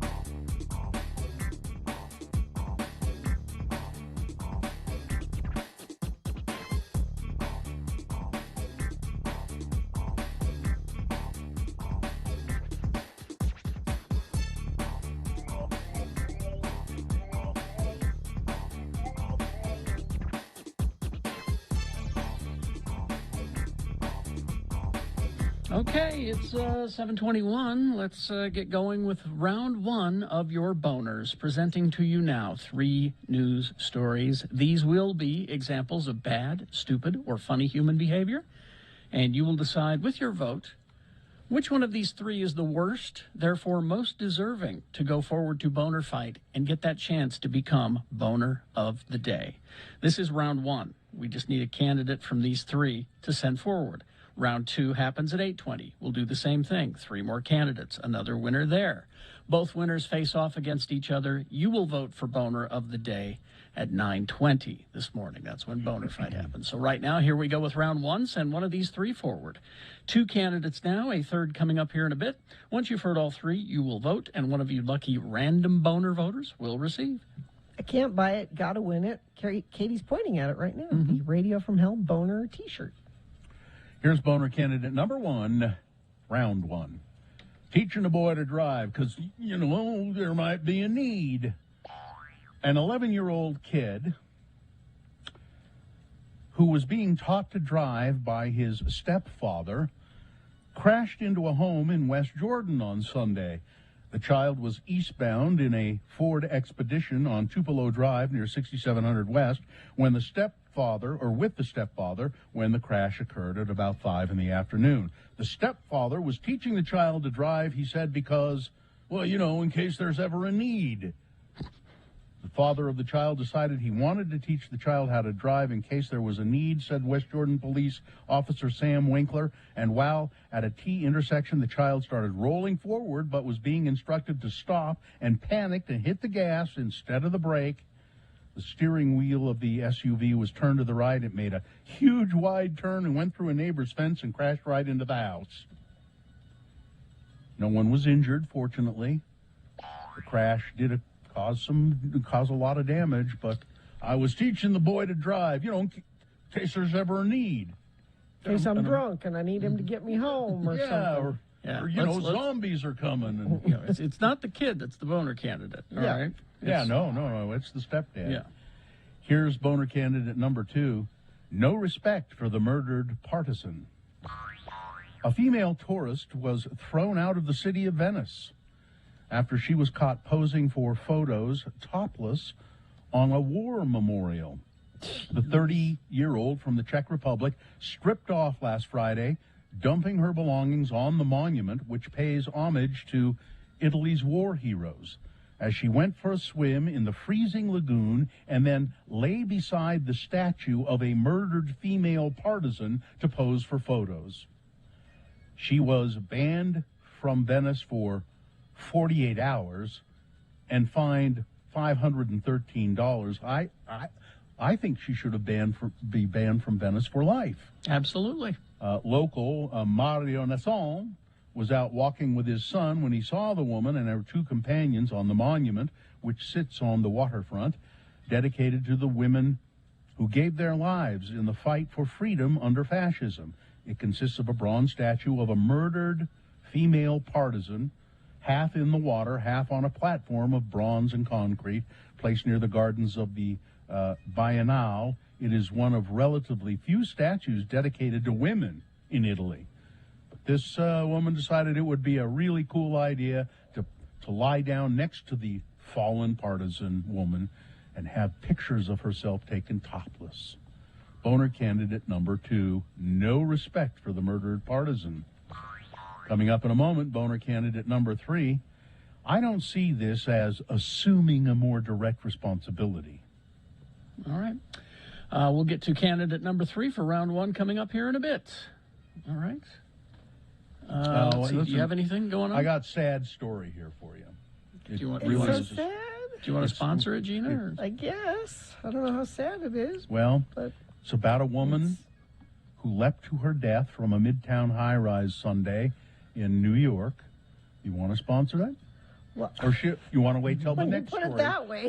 Let's wait till the next. Till the next story. It's a little more upbeat. Okay. Okay. This woman was former Miss USA Chelsea Christ, according to law enforcement officers. Shortly before she jumped, Ms. Christ posted on her Instagram page, "May this day bring you rest and peace. The 2019 pageant winner and 30-year-old lawyer jumped from her luxury 60-story Orion building at 350 West 42nd Street, 7:15 in the morning, found dead in the street below. Wow. In devastation and great sorrow, we share the passing of our beloved Chelsea, said the former beauty queen's family in a statement on Sunday. She was a lawyer. She was Miss USA. She was a host on Extra, and seemingly had the world on a platter. But who knows what goes on? You know, I saw this quote from Robin Williams. He said something along the lines of, people are not trying to be, depressed. They're trying to be normal.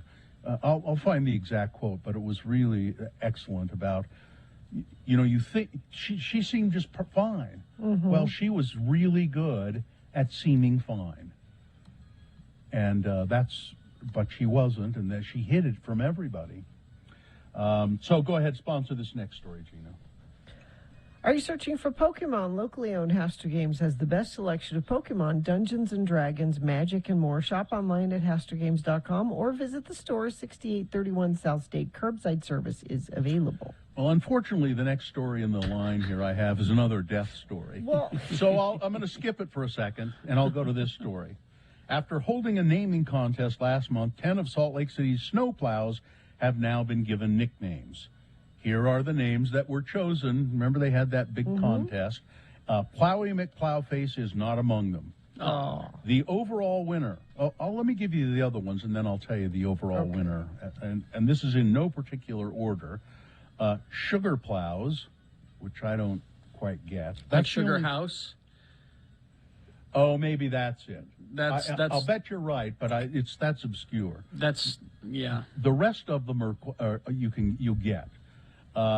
No More Mr. Ice Guy, Snowbee-Wan Kenobi, Ice Eccles, Ice Eccles, like Rice Eccles, yeah. The Notorious PLOW, John Bon Snowy, Rudy Snowbert. Snow Bear, Bill, please. Snow Bear. It'd be Snow Bear. Oh, that's right. It's a Snow Bear, yeah. There's no Plowy McPlowface, but there is Snowy McSnowface. Flake Effect. Okay. And the winner, Sled Zeppelin. Excellent choice. The founder of the popular Mandarin restaurant in Bountiful has died. Oh. He was 93 years old, according to a Facebook post. Gregory Skedros passed away on the morning of January 27th at the age of 93. The post goes on to say that Greg's relentless determination and work ethic and unyielding support of family, church, community, and businesses will be greatly missed. And then it asks visitors to the restaurant to not discuss his death with the staff as they work and process his loss. It's upsetting. Now I've heard of that restaurant forever. Everybody, what a great restaurant! And I never have been there. There are people who that's been their family's favorite restaurant. Oh yeah, for years. When I lived in Bountiful briefly with Dom, he would get takeout from there all the time. Yeah, I know people loved it. Yeah, he loved it. Utah Senator Mitt Romney has tested positive for COVID-19. His office announced on Friday Romney, who is fully vaccinated and boosted, is currently asymptomatic. So he can still taste hot dog meat? Apparently, and will be isolating and working remotely. So I guess when his wife is tested negative, that's because, well, they're never together. So I guess it's interesting that somebody tests positive and they're asymptomatic. Well, so it's Bill, because those people are always they test several times a week. Probably. That's what I was going to say. That they just because he's a senator, he gets tested all the time. Well, two things. It's fascinating to find out that the virus has spread to droids. That's one thing. But secondly, apparently their house is big enough that he won't give it to his wife. So.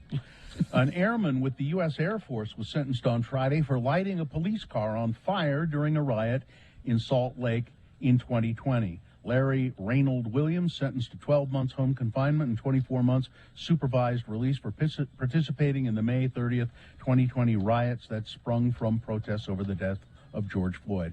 I point this out because so many people say, well, you're going after those January 6th protesters. How come you don't ever go after these rioters and that happen? They do. They do. They do go after them, and there's an example of it right there.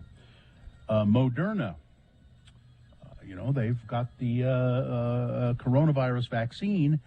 They are now going into early-stage human trials for a vaccine to treat HIV.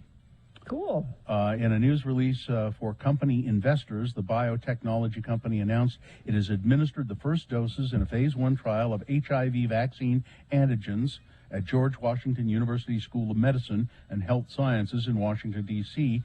The trial, conducted in partnership with the nonprofit International AIDS Vaccine Initiative, is designed to test whether the vaccine, which delivers HIV immunogens via messenger RNA, I'm sure you all know what that is, can cause the body's B cells to develop antibodies that can protect against the virus. Yeah, this messenger RNA, which is what Moderna and Pfizer are. For the coronavirus. It's this great platform that they can do all kinds of stuff with, and they're trying cancer. They're trying all it's just a vehicle to get the information into the body for. So I things. guess this would be a vaccine. I don't know. It's not a treatment. It's a preventative. It's a preventative. And I wonder if they would recommend that everybody do it, or just people who are likely to engage in, in risky sex. Bill, you can get AIDS if it's not risky sex. You can. I'm aware of that. I'm aware of that, but it would be more. For instance, I would not take I would have no need of that vaccine. I might have when I was 20, but when by the time definitely needed it. By the time I would, but by the time that couch could have had the vaccine, the one on the roof should have been vaccinated, but by the time I was 40, well, probably 35, no, I would have no need of that. I was a smarter person by then. Yeah. And nearly 24 Republicans who have publicly questioned or disputed the results of the 2020 election, okay, got that?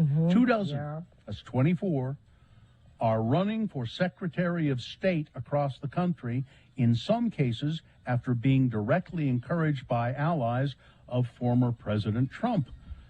Their candidacies are alarming watchdog groups, Democrats, some fellow Republicans, and me, and Carrie, and Gina, who worry that these Trump supporters, if elected to posts that exist largely to safeguard and administer the democratic process, would weaponize those offices to undermine it.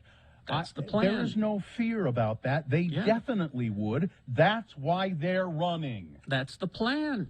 That's exactly the plan. And Don't that's why ignore this upcoming midterm election is pivotal for the future of the nation. For decades, secretaries of state worked in relative anonymity. No more. They set regulations and enforced rules for how elections were administered. If these people get in, we're in big, big trouble. But you know what? If there is if this is part of the downfall of democracy, you voted for it. You get what you vote for. You get what you deserve. And we've been trying to tell you, but apparently that bums you out. So, sorry. And one quick final story here. This is amazing. Scientists are studying whales in southwestern Australia, and they stumbled across an amazing spectacle that no one had ever seen, or very few people have seen. Over a dozen orcas surrounding a blue whale, which is, I think, the largest mammal on the planet. They surrounded it, and they attacked it and ate it. Oh, jeez. They had bitten off its dorsal fin. The animal was unable to evade the fast and agile predators. The water ran red with the blood of the massive creature, and chunks of its flesh were floating around. The scientists observed one orca forcing its way into the whale's mouth to eat its tongue. It why took are you an doing hour. this story? Why? Because it's amazing if you think about it. It took an hour for the orcas to kill the whale, and once they did, about 50 other orcas showed up to take part in the feast. Orcas are also known as killer whales, despite being members of the same family as dolphins. They are apex predators who are known to feed on nearly every species of large whale and, people if they can get them. Mm-hmm. Okay? All right. People, it's a delicacy for the orcas. It's people. Well, we're soft and taste like pigs. That's what I hear anyway. Yeah. Weather traffic. The weather is dumb. It's the air's bad, and there's no storms coming ever. 7 to 10 days, not seeing anything. And we were supposed to have a little tiny something today. That's just going to be a little wind. That's all we're hoping for, is a little wind to blow some of the air and mix it up, and hopefully we get that today. Gina, I just 43 for a high. I just had a little tiny wind too. Did you? Just a little tiny one. Would you turn your microphone off when you do that? We don't all need to enjoy No, it's it. tiny. It's tiny. You can. And if anybody's in Taylorsville, perhaps our attorney or somebody else can let us know. I haven't had an update in the last half hour or so on this incident at 54 South 27th West, but it was pretty nasty and was affecting several lanes of traffic in that area. I'd love to hear from you if you're around there and can let me know, because UDOT hasn't updated it in a bit. 33986 is where you do that. All right. Number 3. Boner candidate number 3. Yeah. I was kind of just gathering wool there. I was daydreaming. You were thinking about those orcas. Yeah, I was actually. So let's go to boner candidate number 3. I don't see this as assuming a more direct responsibility. Federal officials worried that more than 174,000 coronavirus patient test results from an Orem lab used by Test Utah were potentially wrong. They were worried about it because there was problems with the testing that they discovered, but none of the people, 174,000 of them, who were tested early in the pandemic were ever told about it. Documents obtained by the Salt Lake Tribune show testing at Timpanogos Regional Hospital may have produced accurate results, or its lab may have produced false negatives or false positives, according to documents and interviews with people familiar with the matter. State health officials knew for months that federal regulators were questioning whether the hospital's lab was following requirements designed to ensure tests are processed accurately, according to interviews and documents. So if state health officials knew for months that there was an investigation, shouldn't they have informed the public of this? People who were going there to get tested? Public officials knew as early as May of 2020 about the problem at the lab, didn't suspend COVID-19 testing until August 23, 2020.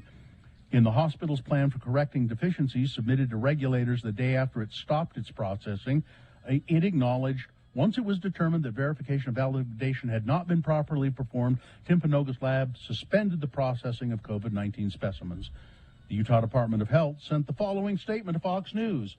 In March of 2020, the state of Utah contracted with Nomi Health to operate the Test Utah program. The state did not have a contract with Timpanogos Regional Hospital. Later that spring, the Department of Health assumed more direct responsibility for the Test Utah contract. Did they? It doesn't seem to me that they assumed more direct responsibility if 174,000 people weren't told. Boner candidate number 3. All right, let's review the first 2 and vote. Boner candidate number 1, teaching a boy to drive, because there might be a need. A stepfather in in West Jordan, trying to teach his 11-year-old stepson to drive a car, and it crashed into a house because the kid's 11. And You the can guy barely said, reach the pedals. yeah. And the stepdad said, well, I was teaching him in case, there's a need. Boner candidate number 2, no respect for the murdered partisan, a tourist thrown out of Venice for sunbathing topless next to the statue of a fallen war hero, a female war hero. And boner candidate number 3, I don't see this as assuming a more direct responsibility. Okay. Let's get to it. This is round 1 of your boners. You've got to decide of these 3 candidates which one is the worst, which one should go forward to boner fight and possibly become boner of the day. Winning here secures it a spot in Boner Dome. Does not make it boner of the day yet, because round 2 comes up at 8:20. 3 more candidates. We get another winner there. We take both winners, put them against each other. You'll vote for boner of the day at 9:20 this morning. So right now, let's begin and send one of these 3 from this round 1 forward. 1, 2, or 3, remember your candidate number, the one that you think should win. Put that single digit in the message of a text. Text it to 33986. That's the easiest way to vote. Computer counts it for us. Or you can go call. Use your voice to vote. 877-602-9696. The producer's booth in Salt Lake will answer the phone and talk to you. Or you can go online, x96.com. Look for the box that says Boner Voting January 31, 2022, and vote there. You have until the end of these messages to do it, so let's go. Yeah. I didn't know they still did these. Yeah. These seem No, they're sweet. creepy. No, they're sweet. They're really No, I it's don't know. just- You're not watching Bates Motel. That's your problem. You're skewed with the Bates family. Well, they're just Because Carrie, that's all it is. Tell is me, a dance. well, tell me what they. There- What, I mean, what is it? It's Tell just me. meant to be. It's meant to be an evening where father and daughter, who may not necessarily interact all the time, because the dad's at work and it's the mom who takes care of things, and so it's just so they just go to the dance, and there's punch and cookies. It's cute. Yeah. You get dressed up, and it's a nice. Why do you think it's evening out. creepy? You don't think it sends a weird message? No. No. Because you do the exact same activity with a boy. The boy you're dating. It's the exact same activity, the prom, right? Well, except it's or the except harvest there's dance. Except or there's a whatever. different intent. And this is no different than No, there's a different intent. If you're taking a girl to the prom, you'll want to after the prom get with her in the back seat of the car, and in the daddy-daughter dance, that never would even occur to you. Well, I mean, really? No, Carrie. Okay, do you think this is cute? All right. When dads that have little girls and the little girl wants to have a little tea party, and she invites daddy to the tea party, and they say That's. I'm not getting Well, laid kids- at the end of a tea party. Kids shouldn't be. well, it doesn't have to go there. It's Well, just then- nice. but that's what the dance is all That's about. what's in Carrie's mind. See, anytime I went to a high school dance, my goal at the end was to at least make out. Yeah. Okay, Carrie, I went to lots of dances where that never happened. Gina, that's a bad example. Gina, that's you. You're a bad example. I just went to dances where it was just about the dance, and no, we went out to dinner, and that was the end of no, it. Gina, the guy you were with, that was not what it was all Not about. all guys think Yes. that way. Any Yes, dance they do. ever. That's Ye- the yes. purpose of Yes. going to a dance. Yes. No. Okay, you see my point about the daddy-daughter. No, because it's a daddy. It's not. It's the kid's dad, not okay, a well, date. The real reason we should stop doing the daddy-daughter and the mommy-son Yeah. is because this is the age of Disney. At least one of the parents are dead or divorced or something.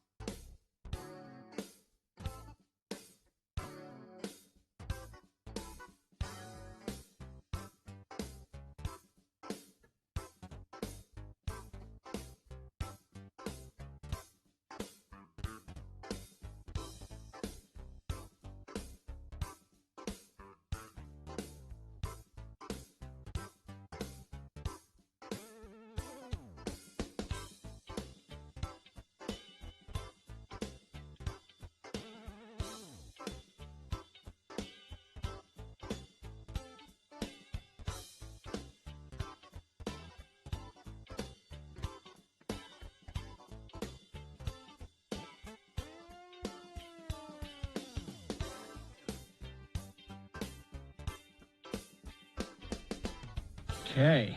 Let's see, 746. Let's award round one of your boners. Who was that comedian? I can't remember his name. He's on Netflix. Very famous British comedian, and I can't remember his name. All right. All right, here we go. We're going to announce the winner of today's boner voting, and it is brought to you in part by Sushi. And Valentine's Day is the big game of romance. You always go with the best players. That would be Lim Jewelers and their selection of exquisite gemstones. Go team. Go to limjewelers.com. Pretty even voting among all of these candidates. The number one, the stepdad teaching his kid to drive, his stepson to drive, and the kid, 11-year-old kid, crashed into a house. And the stepdad, they said, why were you having him drive? Well, so there might be a need someday. I think Carrie's surmise was correct. You know, I might be drunk. That was Gina's surmise. My surmise is I may have to, act. Yeah. Maybe there's going to be an apocalypse. He didn't win. No. Number two didn't win. Number two got the least number of votes. The woman posing topless. The winner was number three. I don't see this as assuming a more direct responsibility. There it is. That's your winner of round one. It now goes forward to Boner Fight. It might be Boner of the Day. We shall see. Because round two happens at 8:20. 3 more candidates there. We get another winner there. Send that winner forward. Both of our winners, one from each round. Boner Fight happens at 9:20. That's when you will vote for Boner of the Day. So stick around and help us out with that. Is this sponsored, Gina? It's brought to you by the Healing Group. Here he is. You know, when you say that, I can't do my damn joke, Gina. No, it's even funnier if you don't remember it for the 2 seconds after I said it. It's okay. It's Braxton Dutson. He's with the Healing Ranch Hands. You can go to healingranchhands.com. No. It's the Healing Group. I still Hi, wish you did not have a name, and I'm thoroughly impressed. Well, nice to hear your voice, Braxton. It's good to hear y'all's. And Braxton is, it says here, Bill, Gina, Carrie, what do you find your regrets are typically based around? That's an interesting question because I don't have any. You have no regrets? I was wondering if you'd have any. I think I have one. I have one regret. Just one. What's it based around? Well, it was based around not treating someone well. Not treating someone well. Yeah. All right. Treating someone How about you, Gina? who didn't deserve it. I don't know. I'm singing Frank Sinatra songs in my head. Regrets. I've had a few. I mean, there's situations that I think I wish I would have handled in a different way, maybe. Mm-hmm. But I don't know. Is that what we're talking about? Yeah, we're talking regrets today. How to avoid some regrets. Oh, they're hard to go back and change my behavior in a certain situation. There's things I've done that I wish I'd handled better. Yeah, my regrets are mostly because I was lazy. Oh, I didn't act. Inaction. I didn't act when I should have acted. Yeah, I understand that. That's the majority of mine. And a lot of them professional. Most of them professional. But I mean, Braxton now, and I don't know if this is where you're going to take this, but in a way, you shouldn't regret anything in your life because it's all a learning experience, right? It's all a learning experience, yes. One of the things that I get really careful about is the should word because we're going to regret some things. You can't choose everything in this life. So there is a good chance you're going to regret not doing something or doing something, but research is showing that there is more people that end up with fewer regrets are typically those that are focusing on their long-term ideal version of themselves. Not many people will experience regret when it comes to, I wronged you, I'm going to try and make something change. People are more akin to, I'm going to change something right now because I can see that I did you wrong. However, the biggest life regrets were typically about the long run. Oh, I never put myself on the line and made this sacrifice. Kind of like what Carrie was talking about. I didn't take this experience. And in some of the research, what they said was actions cause more pain in the short term, but inactions are regretted more in the long run. So you may have regret for doing something, but most people are having regret for not doing something. Yeah, here's an example of it. This is like the cliched regret, and it was my grandfather as he was toward the end of his life. He'd been a very successful guy. He'd worked hard all of his life. Work was the thing that and I said to him, Grandpa, do you regret anything in your life? And he said, I didn't take more vacations and time with your grandmother. I should have taken her to Hawaii more.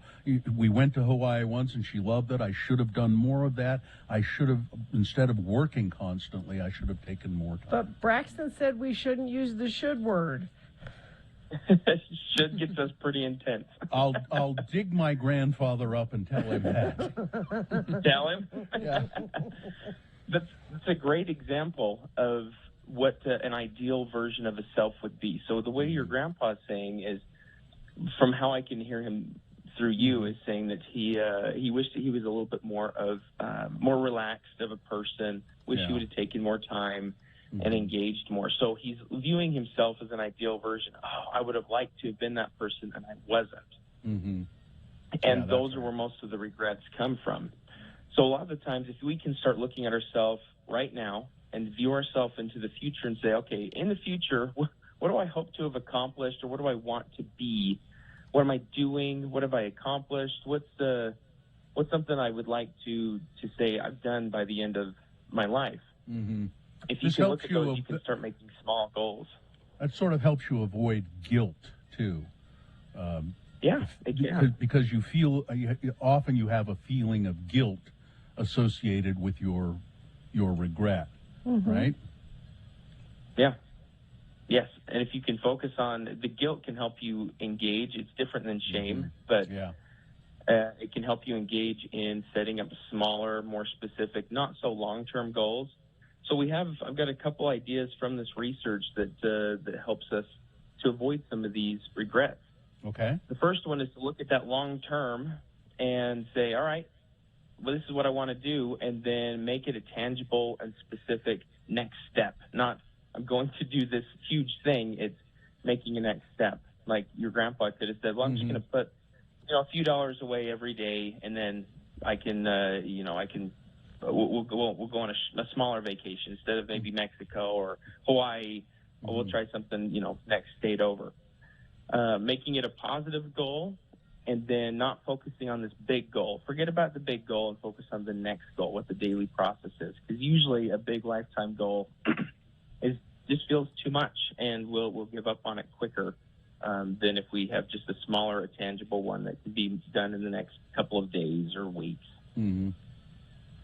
Okay. Is that it? Well, yeah, that's pretty much what we got. The only other thing I've wondered about is, what's some ideal versions you have of yourself? Ideal version? Ideal version, Bill. I want to know what you've got. Well, my ideal version of myself is that I'm 40 pounds lighter and 25 years younger. We can work on the pounds. I don't know about the age. Yeah, I don't know. That's one I think we need to think about. That's an ideal version. Yeah. I mean, it's. Nobody ever gets there. Does anybody ever get there? Nobody ever looks at themselves and goes, "Yeah, I'm perfect, just how I am." I feel like I've done pretty well for myself. Carrie? I'm close. I'm close, but I would, if I hadn't have been so lazy, I'd probably have more money. And that's how we measure everything. But I've said no to so many things that I shouldn't have, and that's where I'm at. I'm happy with my life the way it is. Yeah. Ideal Carrie says yes more. Yeah. Ideal Carrie says yes more. And the cool part is, if you guys are saying, hey, I've done most of what I've wanted to do, and I'm actually sitting in a place that I don't have a ton of regrets, you guys are right. We're going to have some. I don't know that there's a way to not have any, but to reduce those, if you guys are in a place that you're like, sweet, there's just a couple things I'd like to change, but for the most part, I'm doing great. That's a great place to be in life. You know, Carrie regrets not having said yes more often, and I bet Gina regrets not having said no more often. Ideal Gina is going to say no a lot more. That's what Ideal Gina is going to do. Exactly. I thought All so. right. Well, Take it step by step. all right, you can find Braxton Dutson at the Healing Ranch Hands. The Healing Group. Oh, yeah. TheHealingGroup.com. Okay. All right. Thanks, Braxton. Yes. See you later. Thank you. They stuck me in an institution. Traffic, Gina, please. There's a crash I-15 southbound near Triumph Boulevard, exit in Lehigh. Traffic appears to be at a standstill through that area, so there's probably friends of the program right next to you. You should turn to them and wave. Yeah. Little honk, just a light honk. Beep, beep. Mm-hmm. That's traffic. That's traffic. All right. Well, we will take a break. We will be back. Bill Frost telling us what's on TV this week coming up. Also, round 2 of your boners. A lot of stuff happening. So, all right, let's begin. All right. KXRK Provo.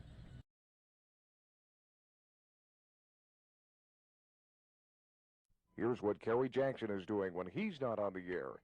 Well, Kelly, our session is nearly over, so let's get right down to it. What would you say is your biggest problem? Oh, I'm just a little depressed. I don't know why. Well, perhaps it's something holding over from your childhood. Tell me about something of your memories from your youth. Well, one of the distinct memories I have is when my 2 older brothers were playing basketball in our room, and Peter went up for a layup into the garbage can. Greg didn't block it, and the ball bounced down into the living room and broke Mom's favorite vase. You know, I told him over and over, Mom always says, don't play ball in the house. Carrie, Yeah? that was an episode of the Brady Bunch. Oh. Okay. I do distinctly remember when we almost had to get rid of my dog Tiger because we thought that my sister was allergic to him, but it turned out just to be Tiger's dog shampoo, and so... That was also an episode of the Brady Bunch. Yeah, that's right.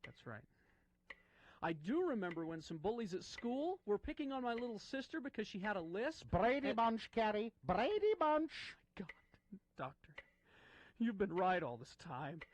I have been living in a fantasy world. God, this is so embarrassing. Is there some sort of traumatic event that happened to cause this? I never got over the fact that our maid Alice was married to that butcher Sam. God, I wanted her for my own. Excuse me for just a moment, please.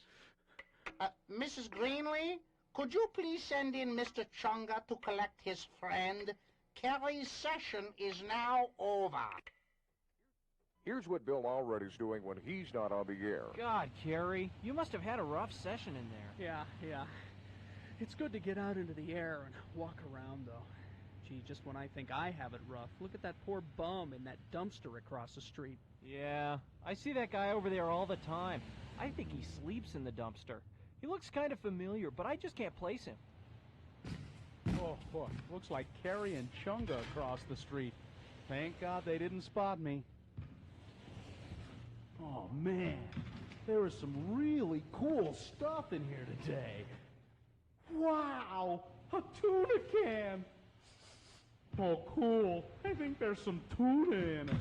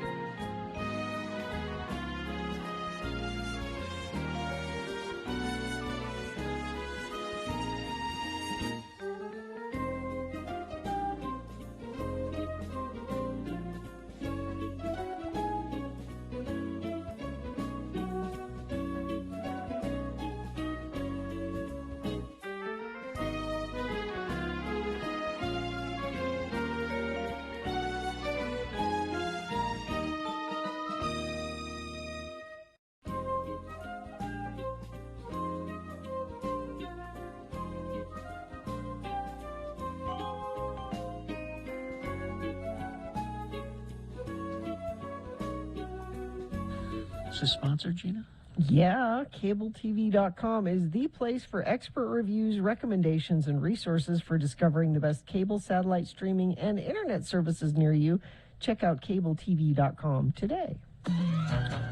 Well, yes, of course it's sponsored, because here he is, the wildly popular Bill Frost, to talk about TV for us today. You can read his wildly popular column, Content Shifter, in Slug Magazine or on his website.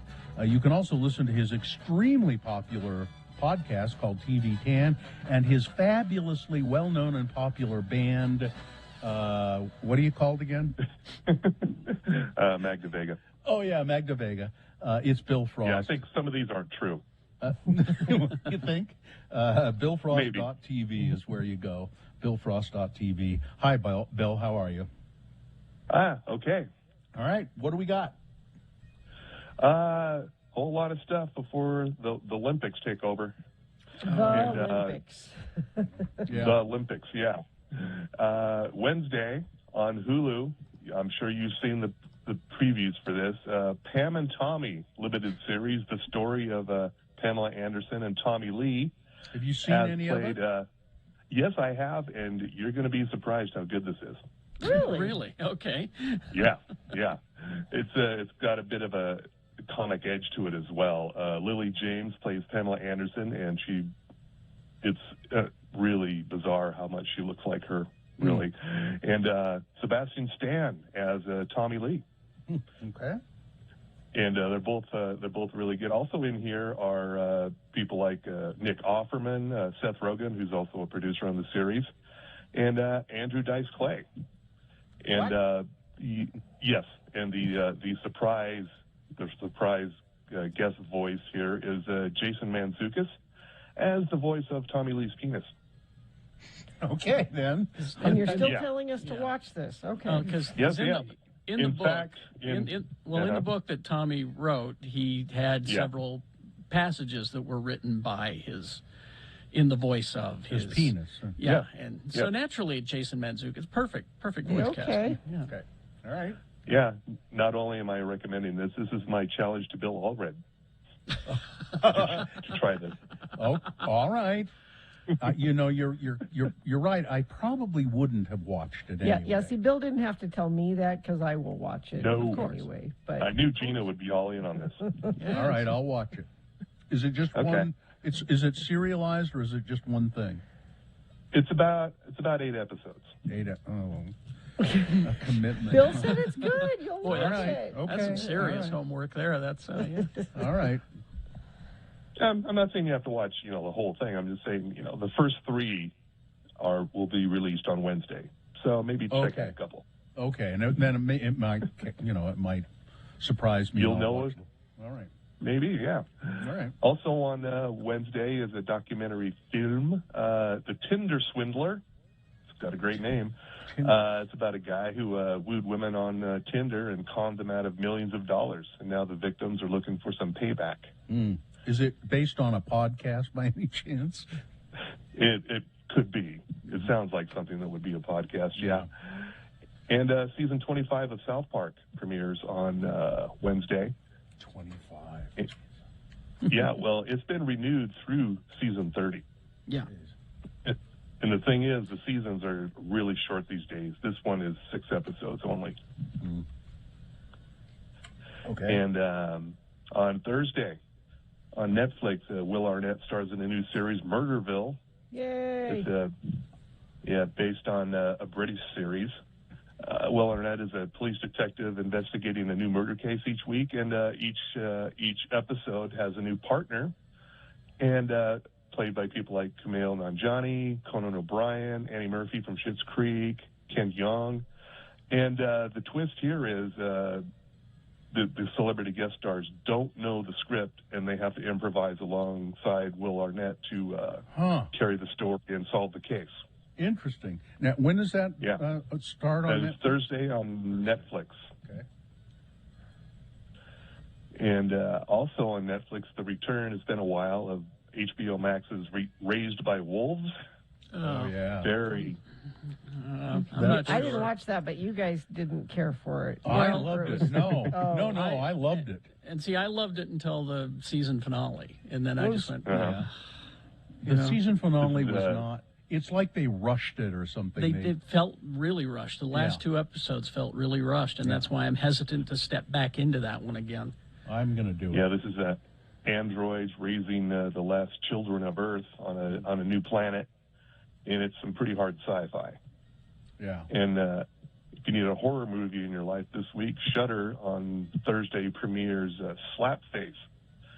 This is a story of a young boy who finds a monster in the woods and befriends him, and a weird friendship is born. Slapface? Slapface, yeah, that's on Shudder. If you have that, I don't know if I is that a premium you have to pay for? I think it is. Yeah, yeah, no. It's all horror movies and TV series. Yeah. Okay. On Friday, of course, the Winter Olympics start. You can watch all that on NBC and Peacock. Okay. And that's going to go on for a couple weeks. That means everybody else has to get out of the way. Yeah. On NBC. Or it's a good time to catch up on some of these other things that, that you haven't had a chance. That's how I'm looking at it. Yes. Also on Friday on Prime Video is a docu-series called Fat Tuesdays. It's a documentary about the Comedy Store's Fat Tuesdays, where it helped launch the careers of several black comedians. Gary Torrey serves as he's the director of this. And I haven't seen this yet, and it doesn't mention, besides Guy Torrey, that is, it doesn't mention any of the names who came out of this Fat Tuesdays.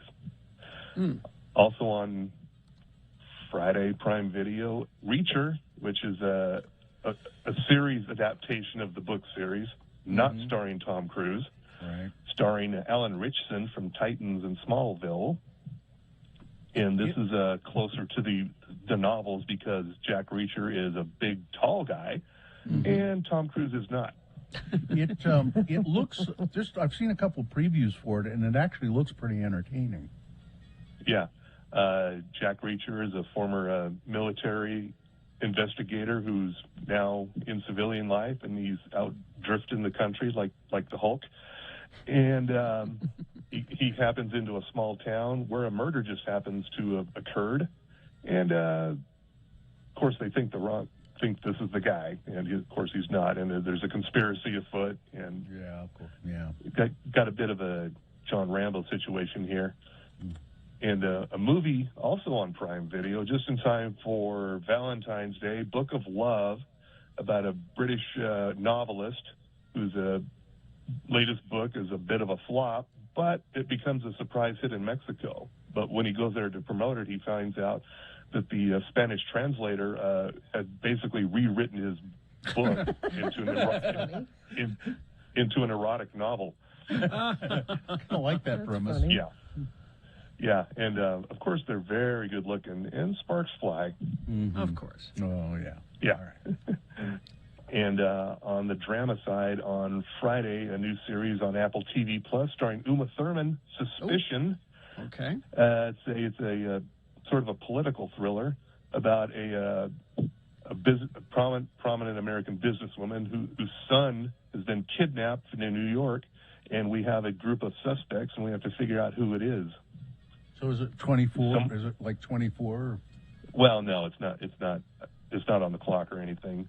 But they have a group of people who were in the hotel at the time he disappeared, and they're trying to figure out who's behind the abduction. Okay. It's a whodunit, Bill. It's a Okay. whodunit. I just remember Uma Thurman acting really hard. They kidnapped Jack Bauer's daughter, as I recall, in the first season. Yes. That's Yeah. the only Or you could- parallel I had. We also would have accepted Taken. Yeah. Sure. Oh, yeah. Yes, Yeah. yes. Yeah, there you Or go. Tooken. Tooken. And yeah. Took it as the And Utah yeah. version. Yeah. That was also the original name for the unbreakable Kimmy Schmidt. Took it. Okay. Yeah. And yeah, that's the new stuff this week. Well, I started that Somebody Somewhere on HBO Max. Oh, I did too. I kept meaning to watch that. Is it with good? Bridget, what's her name? I can't remember. Here's Bridget the thing. Everett. Bridget Everett, thank you. She's great. She Yeah. really is. She's so talented. And here's the thing. It's the Duplass brothers, which means that 80% of the time it's going to be dreary and Yes. melancholy and Yes. sad, and then there's Yes. going to be an occasional funny thing, Yeah, but it's not not a laugh out comedy. loud funny. You It's know, not a comedy. I don't know why they're calling this a comedy. It's not a comedy. exactly. That's my point. Is It's that depressing. don't go into it thinking that you're going to see funny Bridget, because she got an occasional funny in there, but it's mostly just her being sad. Mhm. You know, so, It's good. Be aware I of liked that. it. Be aware I of that. liked it. The Duplass brothers, I think they should stick to, I forget which one it is. There's Mark and Shemp. But the one with he does a lot of acting as well, Yeah. and he usually plays somebody sleazy, which I don't know which one it is, but that's what he's good at that. It's Mark. Mark Duplass. Yeah, he's always kind of a shady, sleazy sort of guy. He's But I think really good at that. I think we're going to start with All of Us Are Dead on Netflix. What's that? It is a zombie. Korean series set in a high school during a zombie attack. So I think I'm interested. I'm going to give that a try. Yeah, another one on Netflix. The woman in the house across the street from the girl in the window, which is sort of a spoof you on mentioned psychological thrillers, Yeah. starring Kristen Bell. Yeah, that one is like very dry, very It's- subtle. it's so dry Every and once in a while you subtle. think, yeah. Yeah, my wife hated it. She watched the whole thing and she hated it. And I'm like, if you hated it, why did you keep going? And she goes, well, I had to finish. Oh yeah. I've it's done more that. of a more like a Lifetime movie than Yeah. a comedy. Now, have you seen anything of All of Us Are Dead, Bill? All of Us Are Dead. I've seen some of it. Yeah, it's fast zombies. Scary it's in zombies. Korean. The scariest kind of zombies. They're very fast. I like and it's fast set in a zombies. high school. Yeah. Okay. It basically this outbreak originated in a lab in the high school. Oh, okay. All right. Yeah. I'm all for it. All Some right. chemistry teacher, Yeah. All right. Yeah. Thank you, Bill. Bill Frost. You can find all of his stuff at billfrost.tv. Thank you, Bill. All right. Thanks. Traffic, Gina, please. Traffic's very slow. I-15 southbound leaving Lehigh, heading through American Fork. Use caution through that area and give yourself some extra time, it looks like. That's the only slowdown I'm seeing, and folks haven't sent in anything via text, but you certainly can if you see something other friends of the program need to be aware of. 33986 is where you do that. Gracie's open daily for lunch and dinner, now serving brunch Fridays and Saturdays and Sundays till 3 p.m. Enjoy Gracie's award-winning heated patio and live music. Gracie's located at the corner of 3rd South and West Temple, adults only. Here comes another round of boner candidates for you. Number 1, you embarrassed my cow. Boner candidate number 2, we can't have the kids reading difficult books with a lot of thorny subjects. And boner candidate number 3, kid puncher.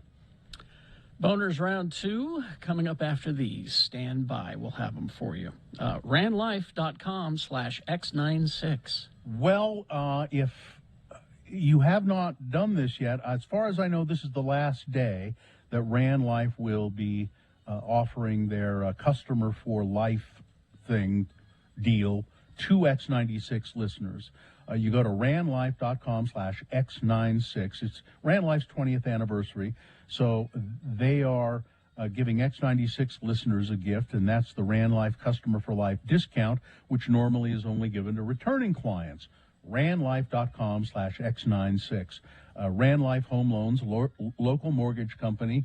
I've dealt with them on a couple of occasions doing refinance, and they're very good with that. They're celebrating 20 years of turning dreams into addresses, as they like to say. As the Customer for Life program, you will get great discounts on. You can use it for closing costs and all kinds of things. So go to randlife.com/X96.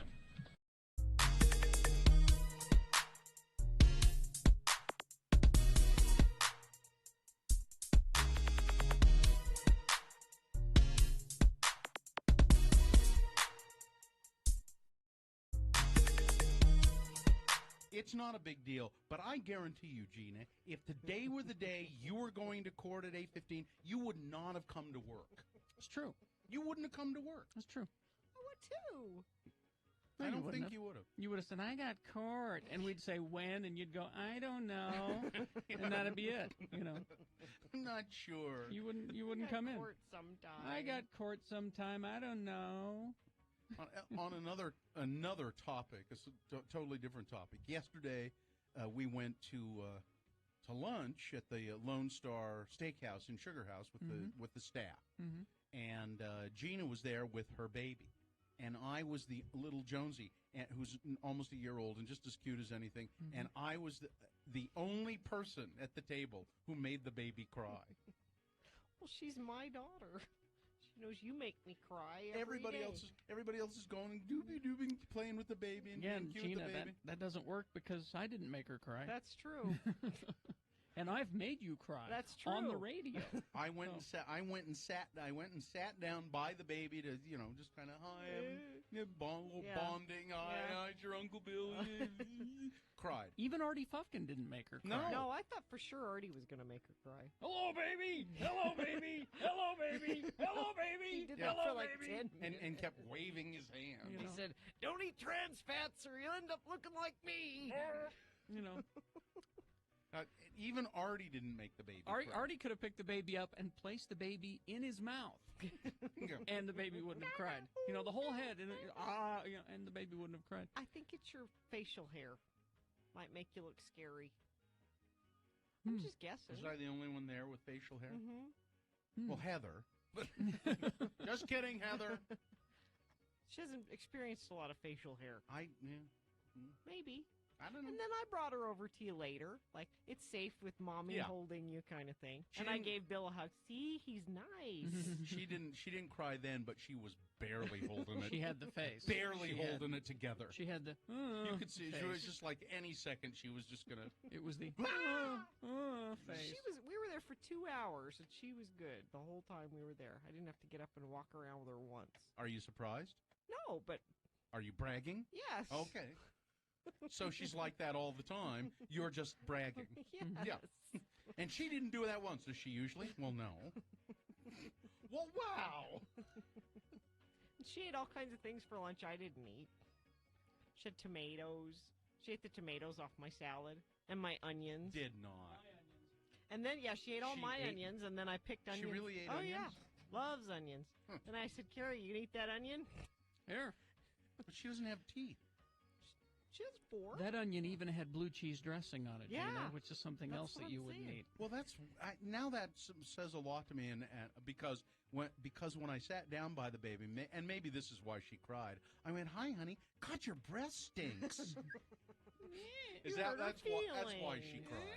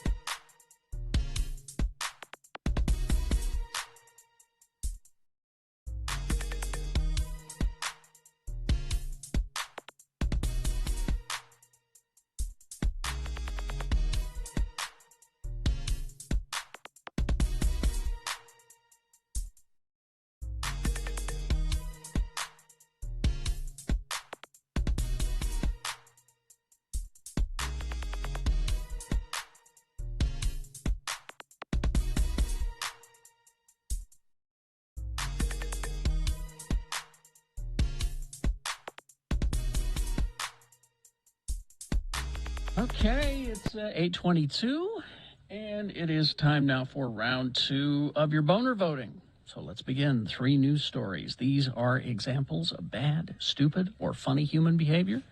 You will decide with your vote of these 3 candidates which one is the worst. which one deserves to go forward to Boner Fight and get that chance to become Boner of the Day. Winning here ensures that it will go up against the winner of round one's Boner voting. Boner Fight happens at 9:20, so let's get part 2 of our big battle going here with round 2. Pick one of these 3 to send forward to battle in Boner Fight. 2 candidates now, a third coming up here in a moment. Once you've heard all 3, then you'll vote, and one of you lucky random Boner voters will receive one of those Radio from Hell tote bags. Katie might steal that one today to put all of her birthday presents in. I hope Katie gets many birthday presents, and they all fit in that tote bag. Well, she's 15 years old today, so I bet she's going to have a big cake and ice cream party, too, with a pony. With a pony. All right, here's Boner candidate number 1. You embarrassed my cow. A man was arrested after he was caught on video. This is in India. He was caught on video beating up and abusing a person because this person took a leak in front of his cow, police said. The Manakchoak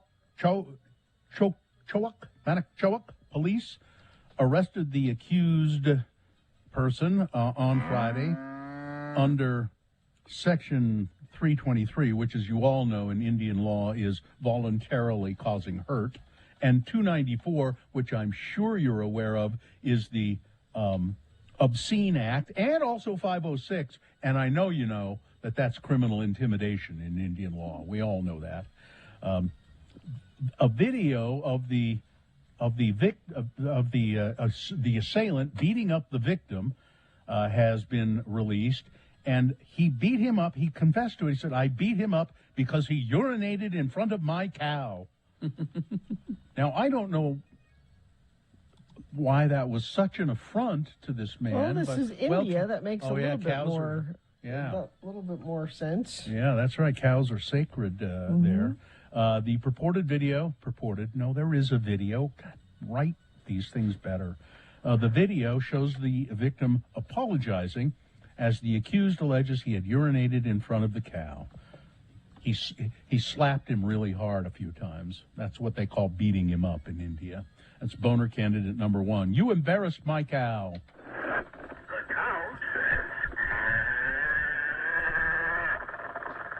Here's Boner candidate number 2. You can't have the kids reading these difficult books with a lot of thorny subjects. There are book bannings in schools across. Is it sweeping the nation? It does appear so. It is. It's kind of a thing. In Utah, we just had it. A couple of books were taken out of the curriculum here in Utah. This one, well, it's To Kill a Mockingbird. It was removed from the student reading list in a Seattle area school. The school board voted to remove To Kill a Mockingbird. The actions are part of this rising wave of efforts across the country to remove books from libraries and student reading lists in response to complaints and criticisms from parent groups and other organizations. If you don't think that this is something working in tandem with people trying to get election deniers, trying to get elected as secretaries of state in their states, these book banning groups, these are all related, folks. Oh, yeah, sure. These are being... It's all part of the plan. Not specifically directed, loosely directed by an ideal that keeps being spread by Donald Trump and his followers. The actions, banning the To Kill a Mockingbird in the Seattle area, the board acted after months of discussion among teachers, parents, and students in reaction to concerns over racism in To Kill a Mockingbird, which was first published in 1960. Now, you think of To Kill a Mockingbird as being absolutely anti-racist. Yes. That's the whole point of it. Well, no, you're basing that on the movie. Oh. The book is a little different.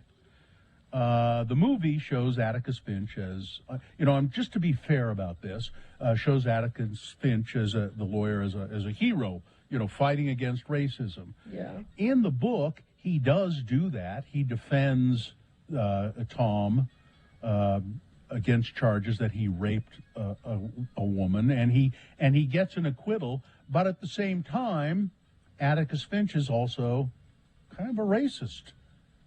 There's a lynch mob, and he comments, for instance, on the lynch mob. A couple of those people in that lynch mob are really good people. They're good men. And there are other things in the novel that, but at any rate, so that's the case. But why shouldn't kids read that in school?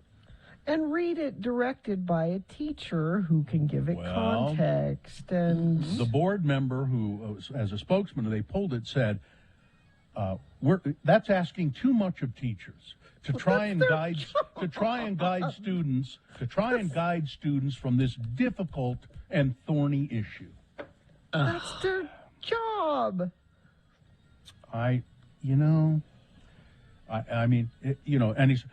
the book deals with racism, sure, but it was a time when racism was tolerated, and Atticus Finch in the book is tolerant of it, although he does think that Tom is getting a raw deal in this.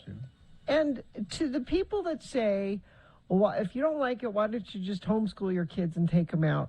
That's not an answer either. I think people growing up in houses with parents that have problems with these things are kids that need to be exposed to it and taught these things. I don't think the answer is encouraging people to homeschool their kids. And difficult and thorny subjects, hey, guess what? That's what life is going to have for you coming up. So start now. Learn about delicate and thorny subjects.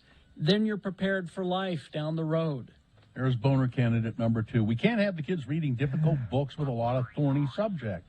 Coming up in a moment, boner candidate number 3, Kid Puncher. But, okay, you want to sponsor what I'm going to talk about, Gina? I'm going to surprise. It'll be a surprise, so go ahead and sponsor it. Okay. Come in from the cold and warm up to some of your favorite rock bands like U2, Led Zeppelin, Pink Floyd, and more. Take a visual acoustic trip in the Dome at Clark Planetarium every Friday and Saturday night. Visit clarkplanetarium.org for tickets. The chief executive of Spotify responded yesterday to growing complaints from musicians and listeners over the role of Joe Rogan, the streaming service's star podcaster, in spreading what has been widely criticized as misinformation about the coronavirus, among other things. Last week, Neil Young and Joni Mitchell, 2 musical icons whose cultural influence is far greater than their streaming numbers, removed their music from Spotify to protest the platform's support of Joe Rogan. And by the way, it's in the works. Radio from Hell, we are going to demand that Spotify take our podcast off of Spotify because of this. And I'm sure they'll respond to that. No. Quote. That's not happening. No, it's not, Gina. It's really not. You're right. Now, here's a quote from Spotify. We know we have a critical role to play in supporting creator expression while balancing it with the safety of our users. That's according to the CEO, Daniel Ek, E-K, who is also one of Spotify's founders. In that role, it is important to me that we don't take on the positions of being content censor while also making sure that there are rules in place and consequences for those who violate them. He didn't make any specific mention of Joe Rogan or the fact that Joe Rogan makes Spotify a hell of a lot of money. So. And Rogan himself sent an apology out on his Instagram as well. Yeah, no, he didn't apologize. Well, it was half-hearted, yeah. He said, I will always try to have people on to balance out people who have controversial opinions. Just don't have the liars on, Joe. That's all. And sad news, Howard Hessman, we mentioned it earlier, who created Dr. Johnny Fever and WKRP in Cincinnati, has died. Well, I mean, he was 81, so he had a pretty full life, I'd say. He was married 3 times. His final marriage was to a French woman, and I think he went and lived in France with her for a number of years, as I recall. Howard Hessman, one of the great characters on radio, Dr. Johnny Fever. This is a Washington State Patrol officer who had defied a statewide vaccine mandate and signed off for the last time by telling Democratic Governor Jay Inslee to, quote, kiss my ass, has died from COVID. Trooper Robert LeMay, 51 years old, who served 22 years with the State Patrol, retired last October. He died on Friday. LeMay garnered attention from Americans across the country after he signed off for the last time as an officer and told the governor to kiss my ass over forced vaccine mandates. Following Mr. LeMay's death, Washington State Patrol Chief John B. Batiste released a statement praising him for his service, which Batiste said will be long remembered and appreciated. I'm deeply saddened over the news that our former friend and colleague, Trooper Robert LeMay, has passed away. Let us remember our old friend and support his family. A Utah doctor has called the COVID pandemic a moral issue, a pandemic of personal moral character, as he calls it. It is a disease and a pandemic that could end. It could have ended long ago if we could just put the needs of others ahead of our own, said Dr. Wing Province, medical director at Park City Hospital. It just takes one of us to put the needs of others ahead of our own, to go and wear a mask when you're in public, to get vaccinated and boosted. Utah reported 6,166 new COVID-19 cases on Friday, as well as another record number of patients hospitalized with the COVID virus. And there is a shocking number of infants and people, people under the age of 3 hospitalized now with COVID. More sad news, I'm sorry to tell you. Chris Urban, a quirky queer, it says here, a quirky queer Latter-day Saint with an incomparable Twitter presence, a member who challenged the faith to be more accepting and showed up at church every Sunday wearing a bow tie in the colors of the transgender flag and a lapel covered with rainbow pins. Some would question why Urban continued to attend, especially after church leaders had threatened to oust them for going ahead with breast removal surgery to give them more of a masculine frame, although that discipline never came. Those who knew Urban say that it was driven by a real belief and a lot of stubbornness that things would get better for LGBTQ members like them who loved the faith. Urban died Sunday, January 23rd, from causes unspecified by family, but they left behind a legacy of creating a space for members of the Church of Jesus Christ of Latter-day Saints who don't feel like they belong. Urban was hailed for that effort and that stubbornness. I think it's interesting going to church every single week, even though they felt shunned. I think that's remarkable strength. Finally, one more story. Quickie. This, if you can see the video of this, I'll tweet it at RFH Bill. A shocked British tourist went to the toilet, and rather than using the toilet, this tourist found a huge monitor lizard climbing up out of the toilet. Yeah, I don't want to see that video. It's disturbing. I don't. It's really creepy. Footage shows this enormous reptile emerging from the toilet. This is in Thailand. The venomous predator flicks its tongue before angling its scaly head to look around the bathroom. What's here, huh? Jason Kingman from Gravesend, Kent, and his partner Chatina Charsirak watched as the creature spent 3 minutes staring menacingly at them before turning around and disappearing back into the toilet.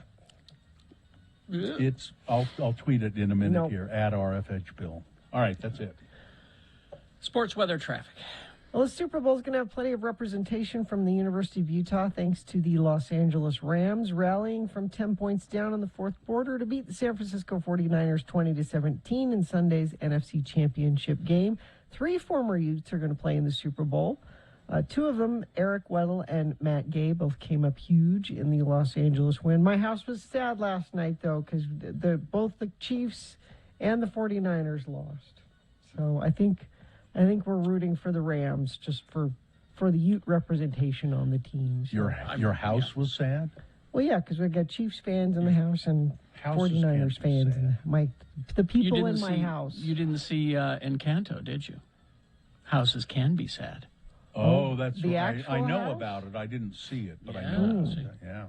That's one that I understand I will cry if I see it, so I don't know if I want to. That's what crying Pixar's without all about. movies these days. I don't need a movie to make me cry. That's your sports.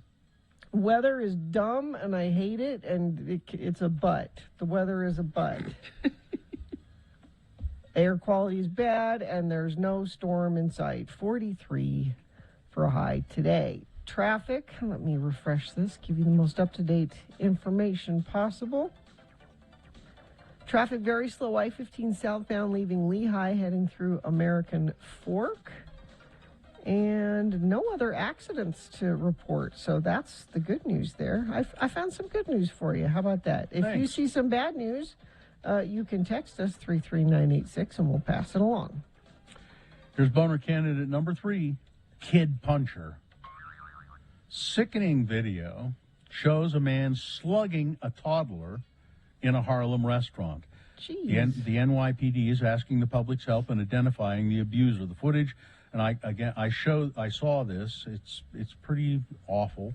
The footage shows the unidentified attacker walking into the Red Star restaurant in Harlem, carrying a small child. The video then shows the man put the kid on the ground, sit him down. And I think he's old enough to stand up. The child, I don't know if it's a boy or a girl, old enough to stand up, but really little enough to be carried. Puts the child down on the ground and then hits the child, causing the child to fall down. And I mean, he just goes wham, and then he goes back out the door slightly and brings this child's stroller into the restaurant, and that's all you see. The adult male he put the child in the stroller and then left the restaurant for some reason. Cops were alerted to the assault, and somebody from the restaurant called 911. There are a lot of pictures of him, and hopefully they'll be able to apprehend him. Boner candidate number 3, Kid Puncher. All right, let's review the first 2 and vote. Boner candidate number 1 was, "You embarrassed my cow." A man was arrested after beating up another man for urinating in front of his cow. Boner candidate number 2, we can't have the kids reading difficult books with a lot of thorny subjects. This is a school board in Seattle banning To Kill a Mockingbird because, well, it's a difficult book. It's difficult. And boner candidate number 3, Kid Puncher. Okay, you've got to decide of these 3 candidates, which one is the worst, which one should go forward to Boner Fight and get that chance to become Boner of the Day. 1, 2, or 3. Remember your candidate number. Put that single digit in the message of a text. Text it to 33986. Call the producer's booth if you'd like, 877-602-9696. Use your voice, or go online, x96.com. Look for the box that says Boner Voting January 31, 2022. And vote there. If it wins here, it's not Boner of the Day. It will go up against the winner of round 1's voting. We did that an hour ago. But Boner Fight happens at 9:20 this morning. That's when you'll decide Boner of the Day with your vote between our 2 champions. You have only until the end of these messages, so let's go. This is round 2. It is the 23rd century. Humans have left the lowly confines of planet Earth and have sought their destiny among the stars. While many things have changed, one constant remains: the need for young men to venture forth and do the work of the Lord. This is the tale of 2 such men who at the age of 19 have answered the call of their general authorities and are embarking on a 2-year mission to spread the gospel throughout the galaxy. This is the story of Space Elders!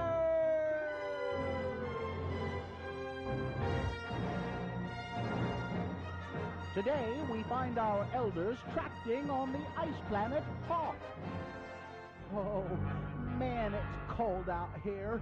Why is it so cold? It's an ice planet, Lehigh. What do you expect? Well, I'm sure glad my mom sent me these mittens. And Zone Leader Hansen has sent us to some pretty dismal places before, but this has got to be the worst. I hope that this Wampa fella lets us in and offers us some piping hot postum. You know, these tauntaun thingies smell funny, and they're just not very comfortable to ride. I wish our hyperbikes hadn't frozen up. Let's see, third cave on the left, just past the second snowdrift. Yep, this must be it.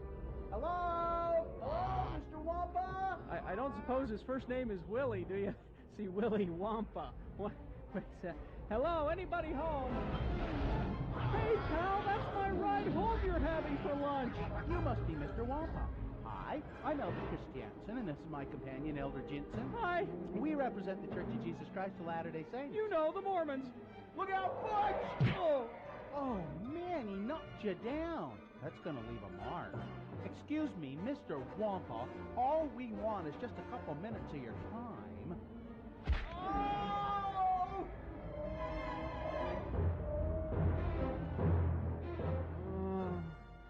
Oh, man. Where am I? Oh, heck. Hey, Lehigh, wake up. Oh. Wake up. Oh, what in the flip? This is just great.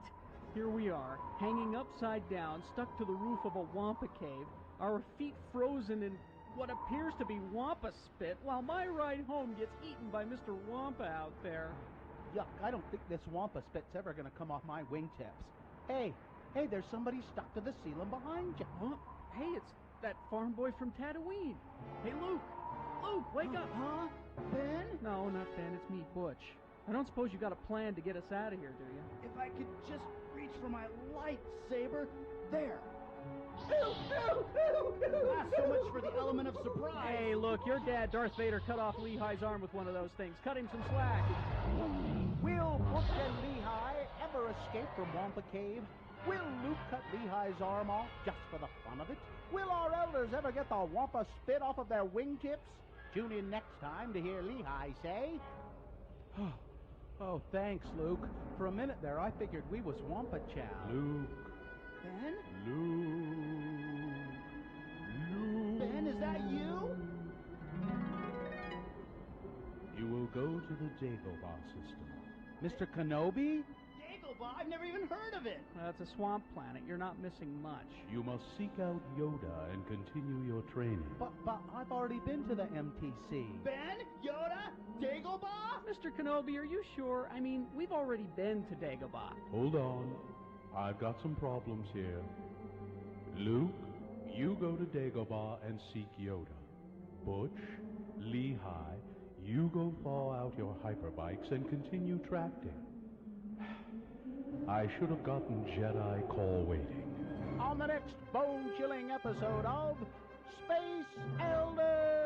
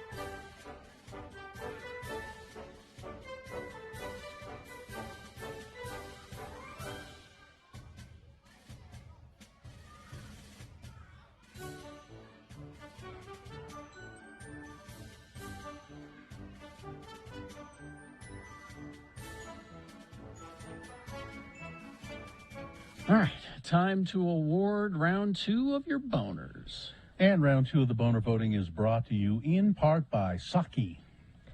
And the key to good sex is good communication. Reveal your best pleasure at Black Velvet Boutique, Utah's locally owned by women sexual wellness resource, open 7 days a week, 595 South State in Clearfield. All right. Boner candidate number 1.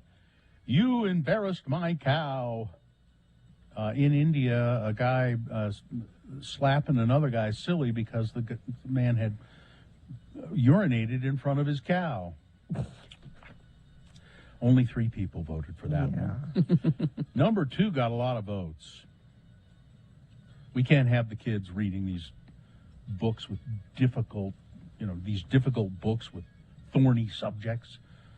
Seattle School Board banning To Kill a Mockingbird because it's so difficult to have the kids read. That got a lot of votes, but not enough. Really? Yeah. I thought Well, Bill had to put up a candidate that you would be a horrible person if you didn't vote for this. I didn't have to do it, no, but it was an obvious boner candidate, and one that probably, I don't know if any candidate could beat number 3. No. Kid Puncher wins boner round 2. All right, there's your winner of round 2. It goes forward to boner fight. It might be boner of the day, depending on how well it does, going up against the winner of round 1's voting. We'll need your assistance in voting for boner of the day at 9:20 this morning. That's when we'll take those 2 champions, and that's when boner fight happens. You'll decide for us at that time. Geek News now brought to you by... For over 65 years, they've been a part of your community. The name changing, the commitment to you not. Welcome to You First. Visit youfirstcu.com. All right. Brand new episode of GeekShowPodcast.com available now for free. Name of the episode is That Thang Be Thangin'. Okay. Oh, okay. Let's see. I always try to give you a trailer or something to watch since you're not working at work. You're just, you're playing on the internet at work. Mm-hmm. And so I give to you the Halo television series. The what, you say?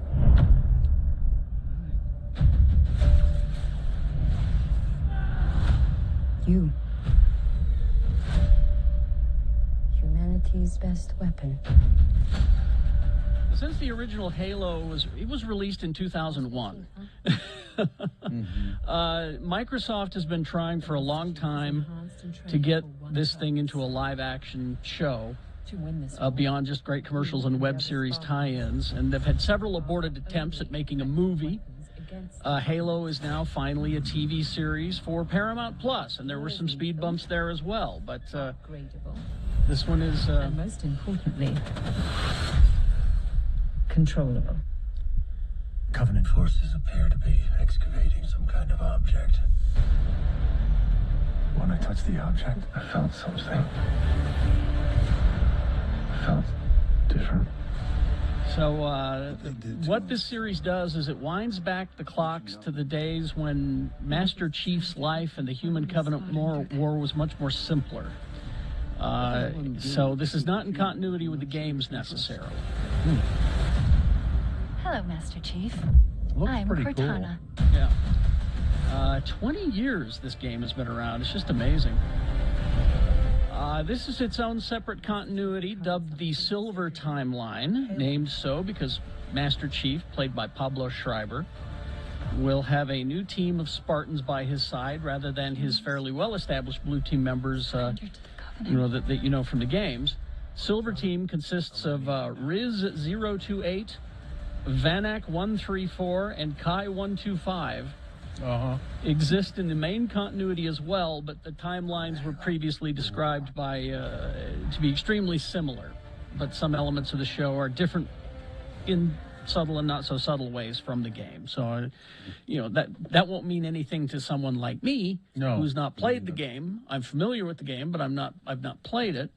I'll be watching the show because I want to see what they've done with it. And you want to see Pablo Schreiber. You know who that is. Porn Stash. Porn Stash from Orange is the New Black. And Tom Cruise's cousin? Or he's related to Tom Cruise. He's his cousin, I believe. So No, I think he's related to Ray Donovan. To Liev Schreiber. Liev That Schreiber. would make more sense. Yeah. They have the same last name. That would make more sense, but I'm under the impression that he's related to Tom Cruise. Look it up and get back to us. I on will. that. Speaking of Microsoft, boy, they have all the money, don't they? They are acquiring gaming giant Activision Blizzard in a deal worth just shy of $69 billion, which the Xbox owner says it will allow it to gain access to hundreds of millions of gamers and position it as the world's third largest gaming company by revenue, behind Sony and Tencent. Microsoft put up the total deal of $68.7 billion to buy Activision Blizzard, which has legendary games like Call of Duty, Candy Crush, Warcraft, Diablo, Overwatch, and Hearthstone. This acquisition will accelerate the growth of Microsoft's gaming business across mobile, PC, console, and cloud, and will provide the building blocks for the metaverse. Interesting. Pablo Schreiber is Tom Cruise's, or is Liev Schreiber's brother. And yeah. and I was thinking of that Ethan, what's his name, who's related to Tom Cruise. Ethan Malpather. Ethan was his character's name. All right. Microsoft previously acquired Bethesda Games, publisher of Fallout and Elder Scrolls, in a massive $7.5 billion deal last year. So, again, monopolies running wild. The Ahsoka Tano TV series from Disney Plus, the Star Wars, has added a new character. We not know who the character is, but it will be played by Mary Elizabeth Winstead, who's married to Obi-Wan Kenobi, Ewan McGregor. Are they married? I know they have a kid together. I thought you meant she was married to Alec Guinness. We keep bringing up these familiar connections that are specious. William Mapother is Tom Cruise's cousin. No, Ewan McGregor and Mary Elizabeth Winstead met on Fargo. Yeah, that's true. They are not married. They're not married. They have a kid together. Yeah, and so what? His wife is Eva Marvikakis. So what I think happened is that he keeps coming home from this Obi-Wan series and says, "You know what, honey, you ought to be in a Star Wars." So you know who got married as a result of Fargo as well? Jesse Plemons and Kirsten Dunst. That's right. Why, I don't know, but The Flash is returning for season 9. There you go. And let's see. Masters of the Universe live-action movie on Netflix. This is another project that's been kicking around Hollywood for a long time. They finally got it set. It's going to be on Netflix, and West Side Story actor Kyle Allen will play Prince Adam / He-Man in the live-action TV series. But unless you can resurrect Raul Julia. Nope. No. Not Raul Julia. Who is it? We're getting everything wrong. Who played today. Skeletor in the movie? Anyway, never mind. All right. Traffic, please, Gina. Tom Cruise. Tom Cruise played. No, William Mapother played Skeletor. No. All right. The good news is there's no traffic to tell you about. I don't have an accident or a slowdown or a moose in the road or anything. Now, perhaps you're seeing something and you say, I can't believe X96 isn't reporting this horrible traffic thing that's going on. I need to know about it. You got to text me, 33986. Frank Langella. Frank Langella, yeah. You know who George Wendt, you know who his nephew is, don't you? Jason Sudeikis. Okay. What? George Wendt from Cheers, you know. All right. Norm. He's the uncle of Jason Sudeikis. Okay. What does that have to do with it? Well, it's just weird, you know. All right. Relationship? Weird Celebrity? relationship. Okay. Let's see. You did traffic. There we go. Okay, we'll take a break. We'll be back with your second word in our $1,000 a day giveaway. Right after these messages, we'll give you your second secret word. You'll text it back to us, and that's how you'll enter to win the $1,000 we're giving away today. We'll explain that more, detailed coming up after these. KXRK Provo.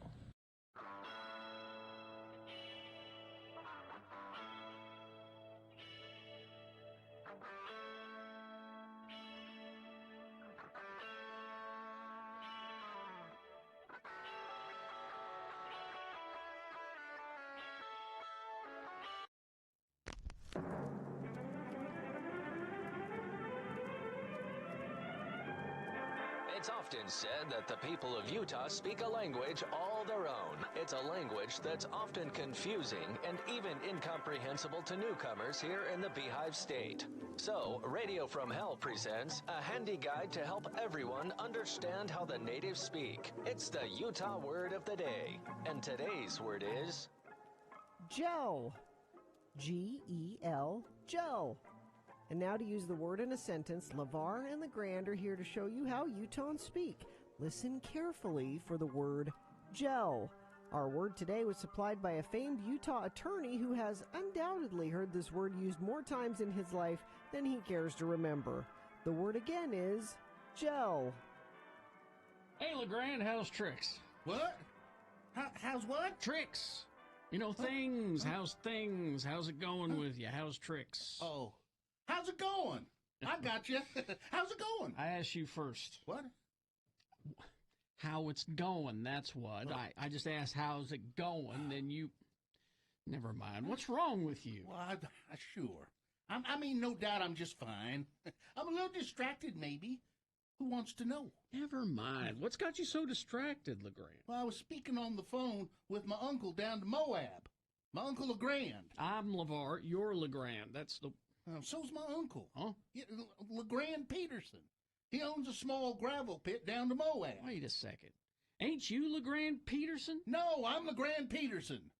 He's Peter S-E-N. I'm Peter S-O-N. Well, hell, that's confusing. Not to us. But anywho, he wants me to come down to Moab, help him catch some appliance dumpers. Some what? Someone has been dumping old appliances into his gravel pit. Oh. And he can't catch them. There's like 10 old fridges there and more every couple of days. So my uncle, LeGrand, will have to pay to have them all hauled away. And that's going to get expensive. But if he can catch who's doing it, maybe he can get reimbursed. And if not, well, he's just going to have them thrown in jail. I guess illegal dumping can get you jail time. It's jailable, all right. So long as the jails down there ain't full. Yep. But I got a few things to take care of first. Hey, LeVar, I just noticed your hair looks kind of different. You using some kind of junk in it? Yes, my wife made me try it. It's some kind of new hair gel. Join us again some other time as we examine how the Utah natives speak with the Utah word of the day.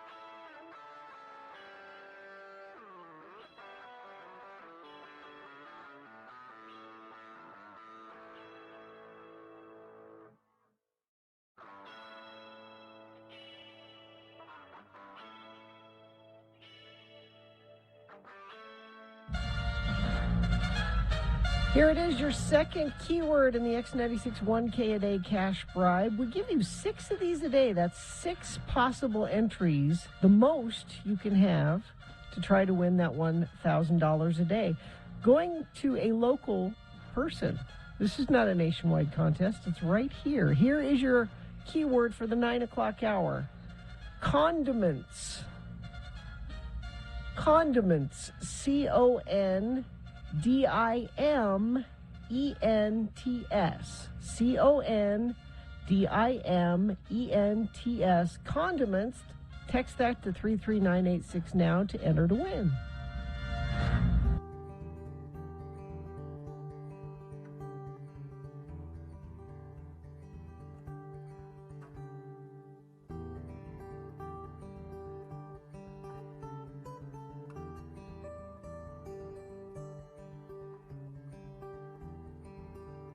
I have a 7-year-old, so Exactly. who's starting competition soccer. Say goodbye to the rest of your weekends Well, for the rest of your life. That's what I'm saying. It all starts tomorrow. They have a tournament tomorrow. Mm-hmm. They have a game at 11. No, they have a game at 2. They have a game at 7. Mm-hmm. Friday they have a game at 11, and we're going to be up at Snowbird. So somehow I have to get from Snowbird to. This is going to be. This is my life. Now. I would suggest using your car. I think you would use your car. Let me ask you a question. Was it his idea to play Yes. soccer? Oh, yes. Okay. Because that's when you need to have the talk with him and say, look, okay, I understand you want to play soccer, but guess what? Mommy is saying goodbye to her weekends now because of this. It's a huge commitment. It's expensive. Here's what you do. And it's a huge commitment. I'm sure if you search around, you know how you have found a person to do almost everything for you. Rather than clean up the dog crap in your yard, you have found a person who will do that for you. Rather than deal with the lice problem yourself, you found the lice lady. Yeah. I'll bet you anything there is a person out there who will go to the soccer games for you.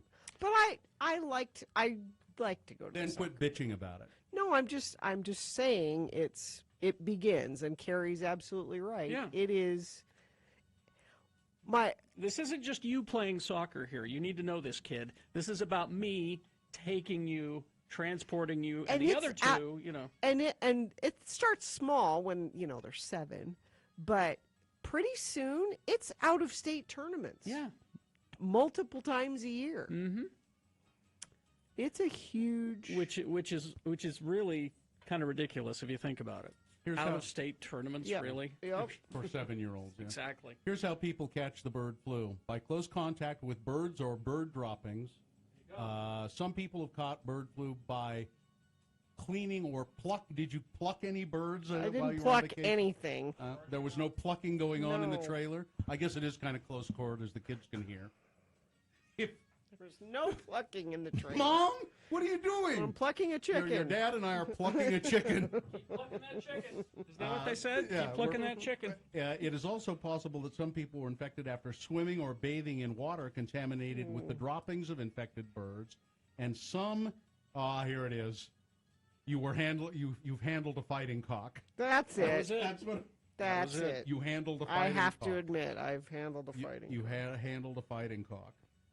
There have been a few cases where one infected person caught the bird flu virus from another person, but it never has happened. It does not happen by eating infected animals. But I knew it was living amongst. It's not the mosquito bite, but No. it's living amongst them. And it happens a lot in Egypt. Our attorney, does. Ed Brass sounds like your DNA dad is Marty Feldman because of your eye drooping and oozing. Mm-hmm. And then I've got another person who is saying, out-of-state tournaments? This is Gina's way of telling you that she'll be taking time off. Oh, I see. Not yet. This is her way of telling us This one now. is just here. And then it'll get announced on a Thursday. Yeah. Oh, by the way, I'll be gone tomorrow. Yeah. Yep. Because And then she'll say, I told you that this would happen. Because her husband can't possibly take the time off to go to the out-of-state tournament. No. But you can. Because this job isn't He as has a real important. job. Yeah, this isn't. This isn't a real job. No, not to you it isn't. And certainly the way we treat Why you. should it be? No, we're going to create a rent-a-mom business. I think this is a great idea here.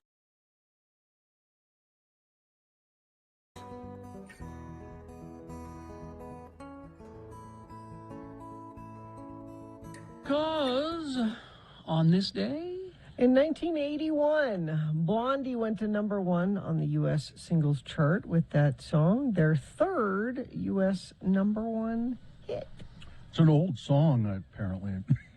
1967 was when it was written by John Holt and originally produced by Duke Reed on the Jamaican group The Paragons. So, just a, it's a reggae. Here you go. And I asked Terry's Katie, got it. because, oh.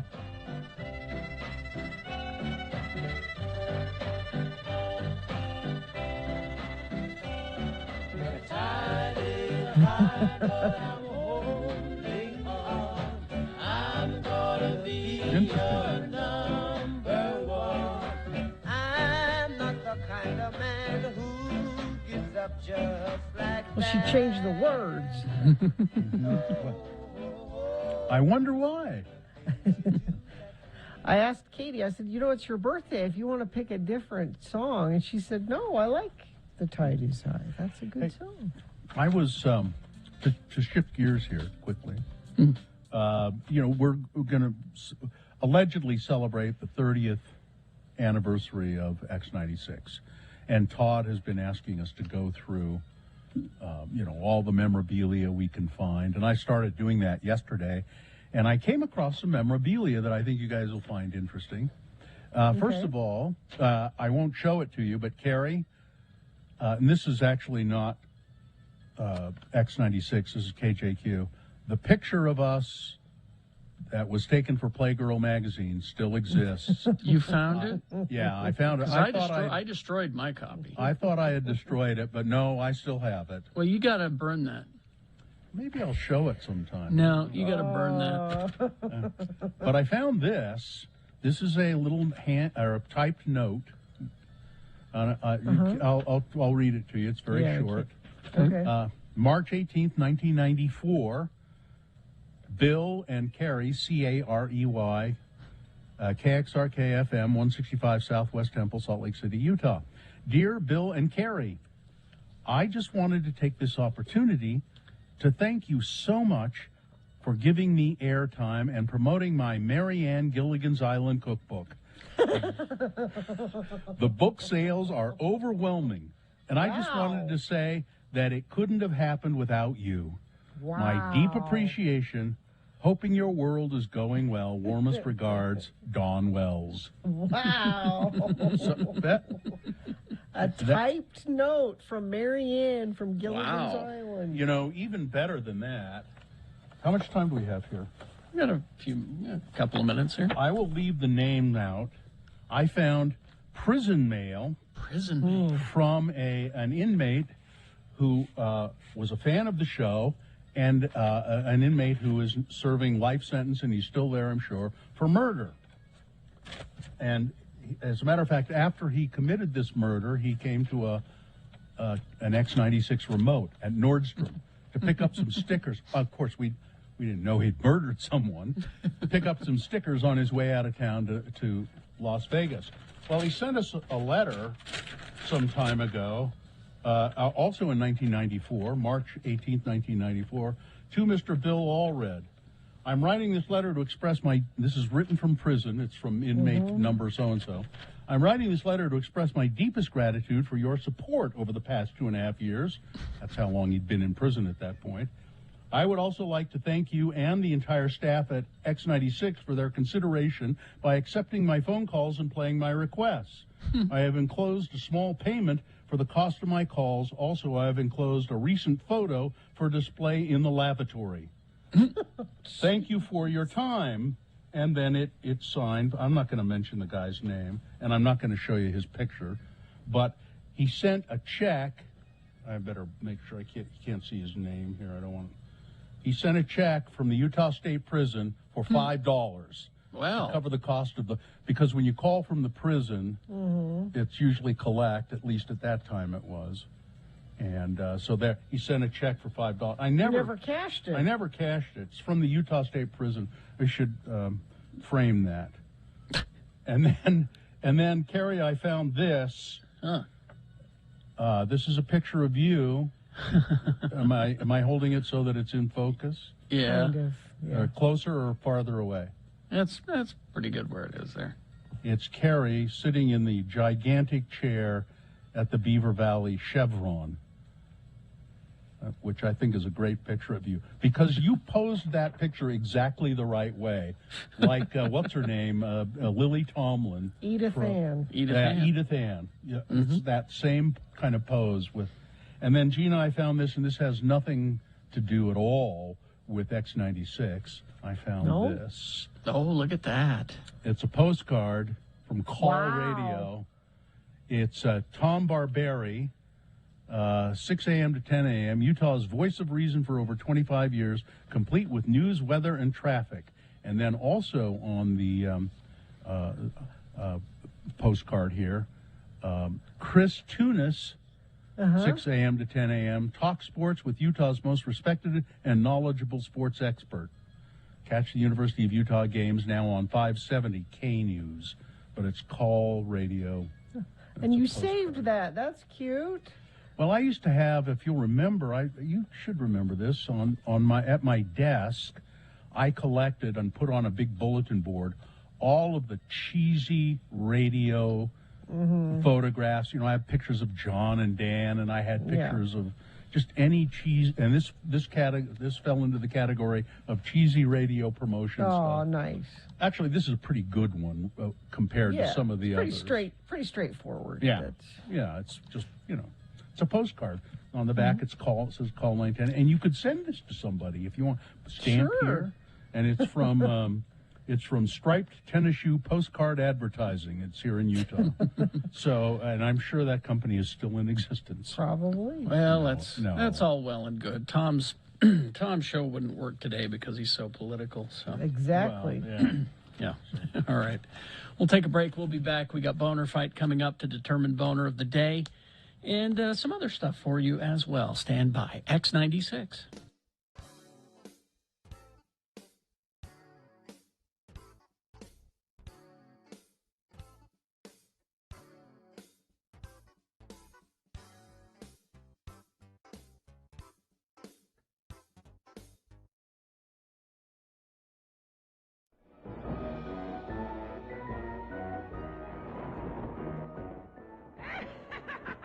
Greetings, children. This is your old friend, the Grave Digger. Today I have a frightening little yarn that has all the ingredients needed to make you shudder. Sex, violence, lawyers, and 3 exploding human heads. This tale is called There She Blows, and we'll take you now to the law offices of Parker, Jameson, and Osborne, attorneys at law. Mr. Parker? Mr. Osborne. Parker, your fly is undone. Oh? Oh, so it is. I was just having sex with my secretary. But Mr. Parker, that is so wrong. You're a married man. I'm aware of that, Osborne, and I don't care. As a matter of fact, I'm going back in for seconds. Parker, your head is getting bigger. Oh, my God. Look at all the blood. What's all the racket in here? Parker's head just exploded. Good Lord, what a mess. Hey, what's Parker clutching in his still twitching hand? That's the Bonneville specific file. He's been working overtime to make the board of directors look better in court. I believe he just finished it. Jameson, what are you doing? Erasing Parker's name and putting mine on it. I'll take all the credit now that he's dead.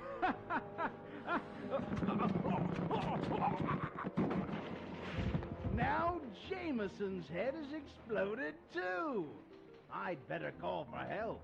But first, I'm going to go through their wallets and steal all the money. They're not going to need it, and no one will ever know.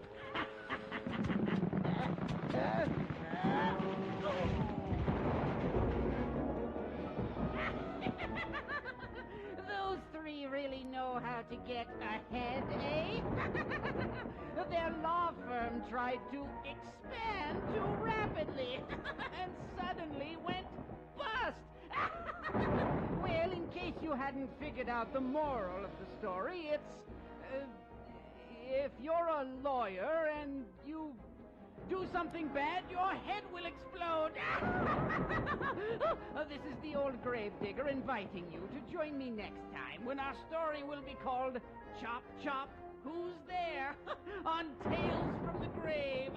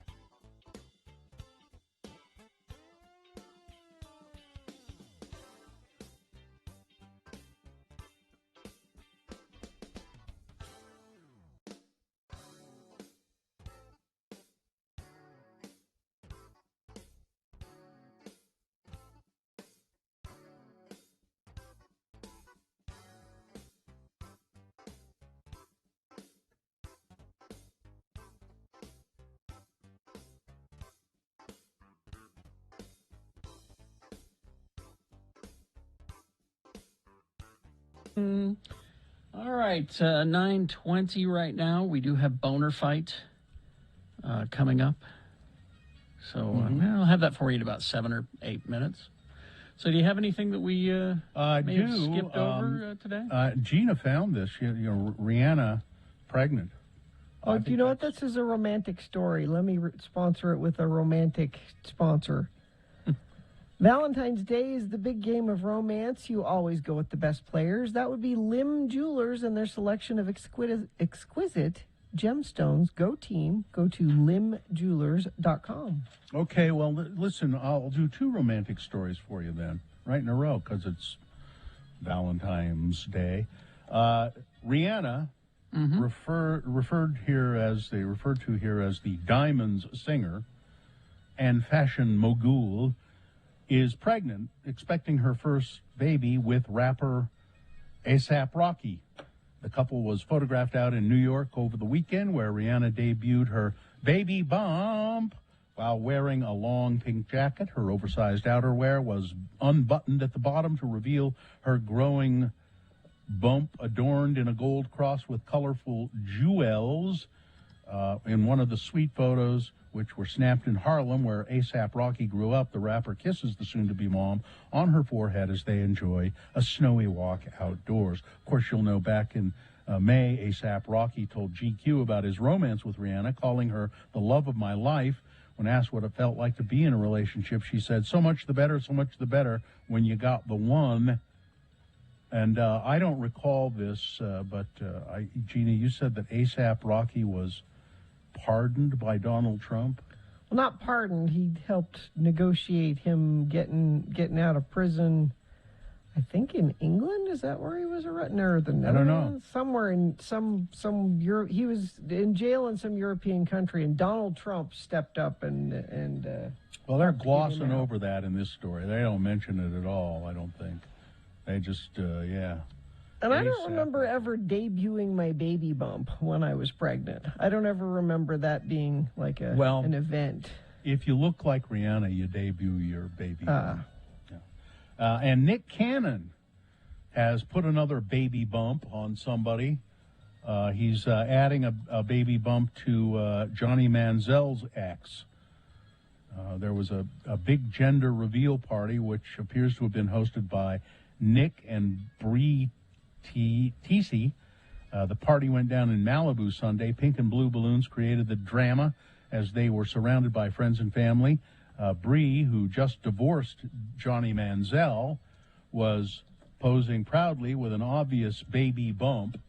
So another prominent baby bump. A bunch of guests posed with Nick and baby bump Bree as she cradled her baby bump. Nick Cannon's put babies in many women. He has a lot of baby bumps. He's caused a lot of baby bumps. He's prolific. It seems pretty obvious that Nick and Bree are together. He's cradling her baby bump, and they're hugging and holding hands. They're a lovely couple. Really lovely couple. You've discovered during the pandemic, it's not so simple for people to know maybe when they have COVID-19. And when they know they're sick, when should they seek medical help? Well, if you've just tested positive for COVID-19 with a home test or a PCR test, or you're pretty sure that you're sick with COVID-19, what now? Well, that's a good question, said Dr. Wing Provence, an emergency physician and medical doctor at Intermountain Park City Hospital. He says, I actually get that from a lot of friends and family. Texts in the middle of the night. I think I may have COVID. What do I do? Mm-hmm. Well, he tells everybody who asks that question to do this one thing first. Get a pulse oximeter. Mm-hmm. One of those, I've got one right here. One of those little cubes that you can put on your finger that tells your oxygen level. See, it's one of these little guys right here, x96.com/. You put it on your finger when you think you're sick. The people who need to come into the emergency department are those who've had a severe disease, or, of course, no one's going to know that on their own. That's what we're here for. Physicians use the pulse oximeter to help them differentiate between those who have severe disease and those with mild or moderate case of COVID-19.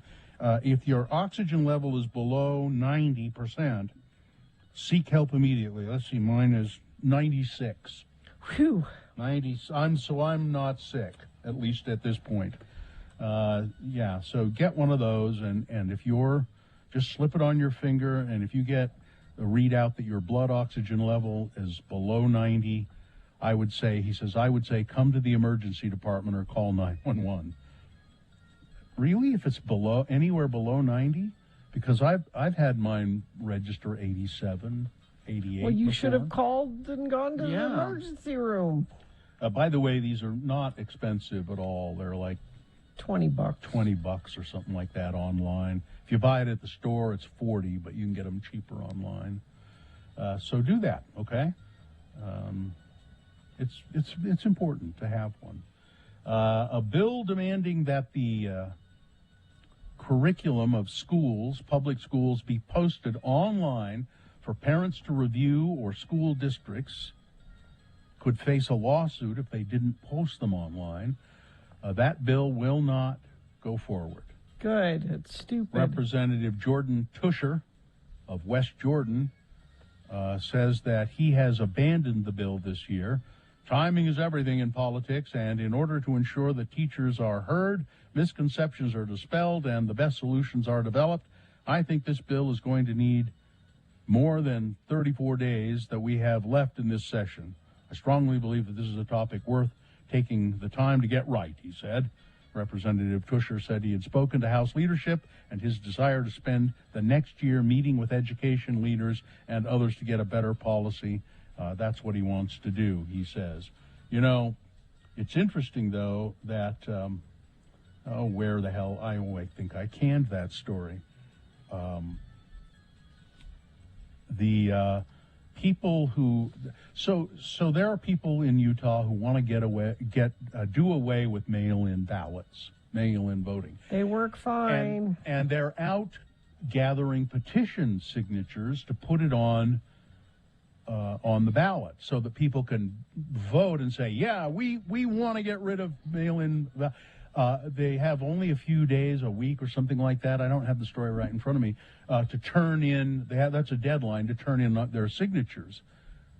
They don't have them because most people go, well, no, I like mail-in voting. Yeah, Why would I sign your stupid petition? Exactly. It's been vetted and vetted and vetted, and we've done it for years here, and you've got all your Republicans in office right now that got there with their mail-in I want to voting. recount a Burgess Owens. That's the one I want. Nearly a quarter of Americans, 1 in 4, say that it's sometimes okay to use violence against the government. And 1 in 10 Americans say violence is justified right now. 1 in 10. That's the finding of a new report by the COVID States Project, which asked 23,000 people across the country whether it is ever justifiable to engage in violent protests against the government. The report is one of several in recent months that find people more likely to contemplate violent protests than they had been in the past. Nearly 1 in 4 said violence was either definitely or probably justifiable against the government. A similar percentage of liberals and conservatives agree on this point in the survey. That's not surprising when you think about how American history is taught, said COVID States Project co-director David Laser. You know, I just remind people that, yes, indeed, this country was born from revolution. There was a revolution against a government that was a long ways away from us, who was still trying to impose its will on us from afar. That's different. and it was a government that you couldn't vote for at the time. You didn't have any say in it. You couldn't vote for candidates. You couldn't vote for the king, King George. I want a different Nobody king. voted for that damn king. I didn't vote for you. So it's entirely different. Well, this country was born in revolution. This is not the same thing. No. At all, in the slightest. Now, if the government took away your right to vote and started incarcerating people for voting, then maybe, yeah, revolution. But that's not. No. Boner. It's Boner Fight with Radio from Hell on X96. Well, not sure why okay. The boner from round one. These bills. I know. It happens sometimes. The boner from round one. I don't see this as assuming a more direct responsibility.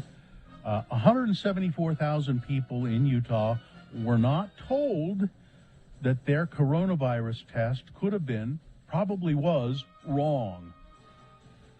And what is the state of Utah saying about that? Well, you know, we had contracted with this agent and this and that, and last spring the Utah Department of Health assumed more direct responsibility for the test Utah contract. And, well, if you assumed more responsibility, state of Utah, doesn't that mean you started contacting people? But they didn't. That's boner candidate number one. And boner candidate number two is Kid Puncher, the New York City Police Department seeking a man caught on video punching a toddler. That's number two. All right, there you go. You've got to decide of these two candidates, which one is the worst. Which one do you think should be boner of the day for today, 1 or 2? Put that single digit in the message of a text, and then text that to 33986. Pretty easy. One way to vote for boner of the day. The other is to call the producer's booth at 877-602-9696. 1 or 2. Yeah, there you go. That's easy. Or you can go online, x96.com. Look for the box that says Boner Fight January 31, 2022, and vote there. You know, chances are when you get to the website, you won't see that box right away because we just put that box up. So refresh your internet browser. It should appear. Click and vote. Pretty easy. All right, you have until the end of these messages, so let's go. This is Boner of the Day.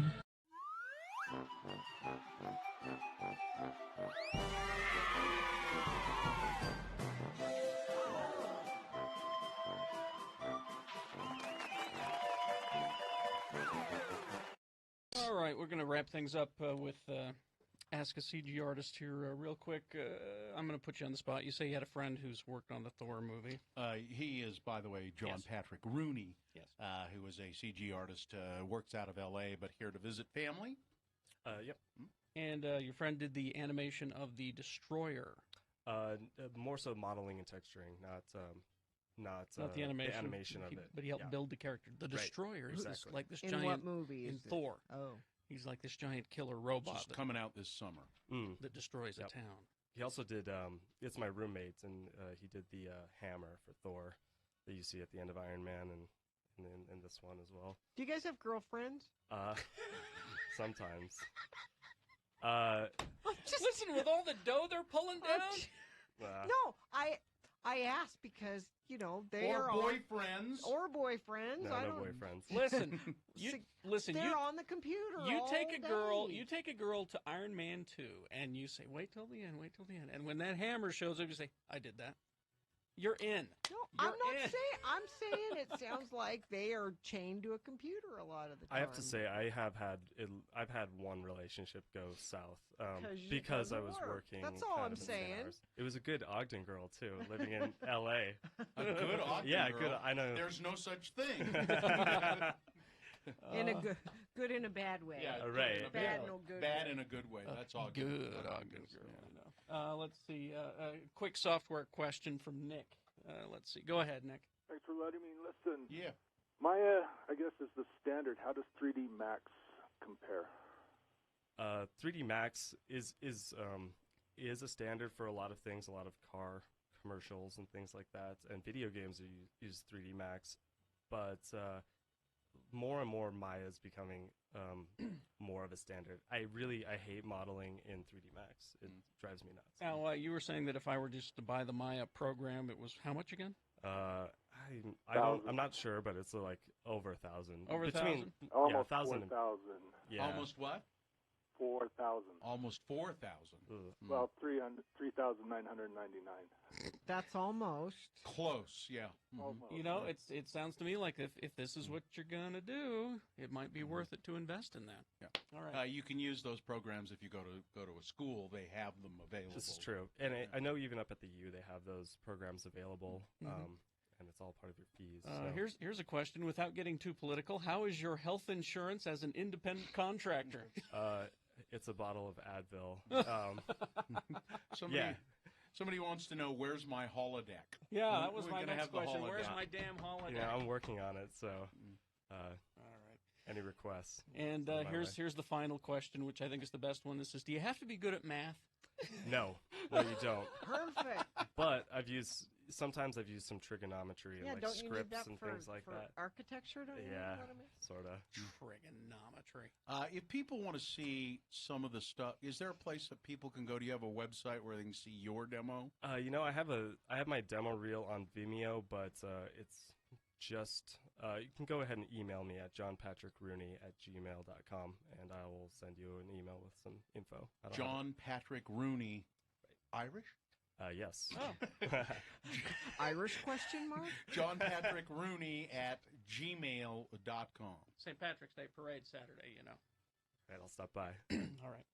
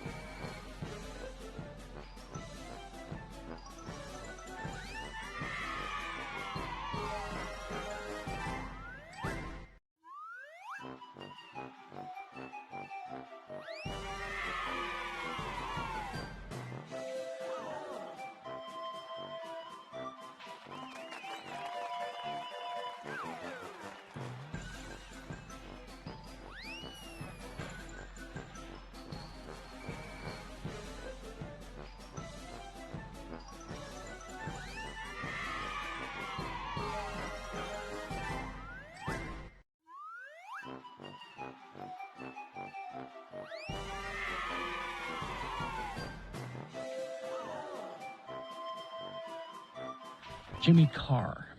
Jimmy Carr. Jimmy Carr is his name. Funny. All right, let's award Boner of the Day.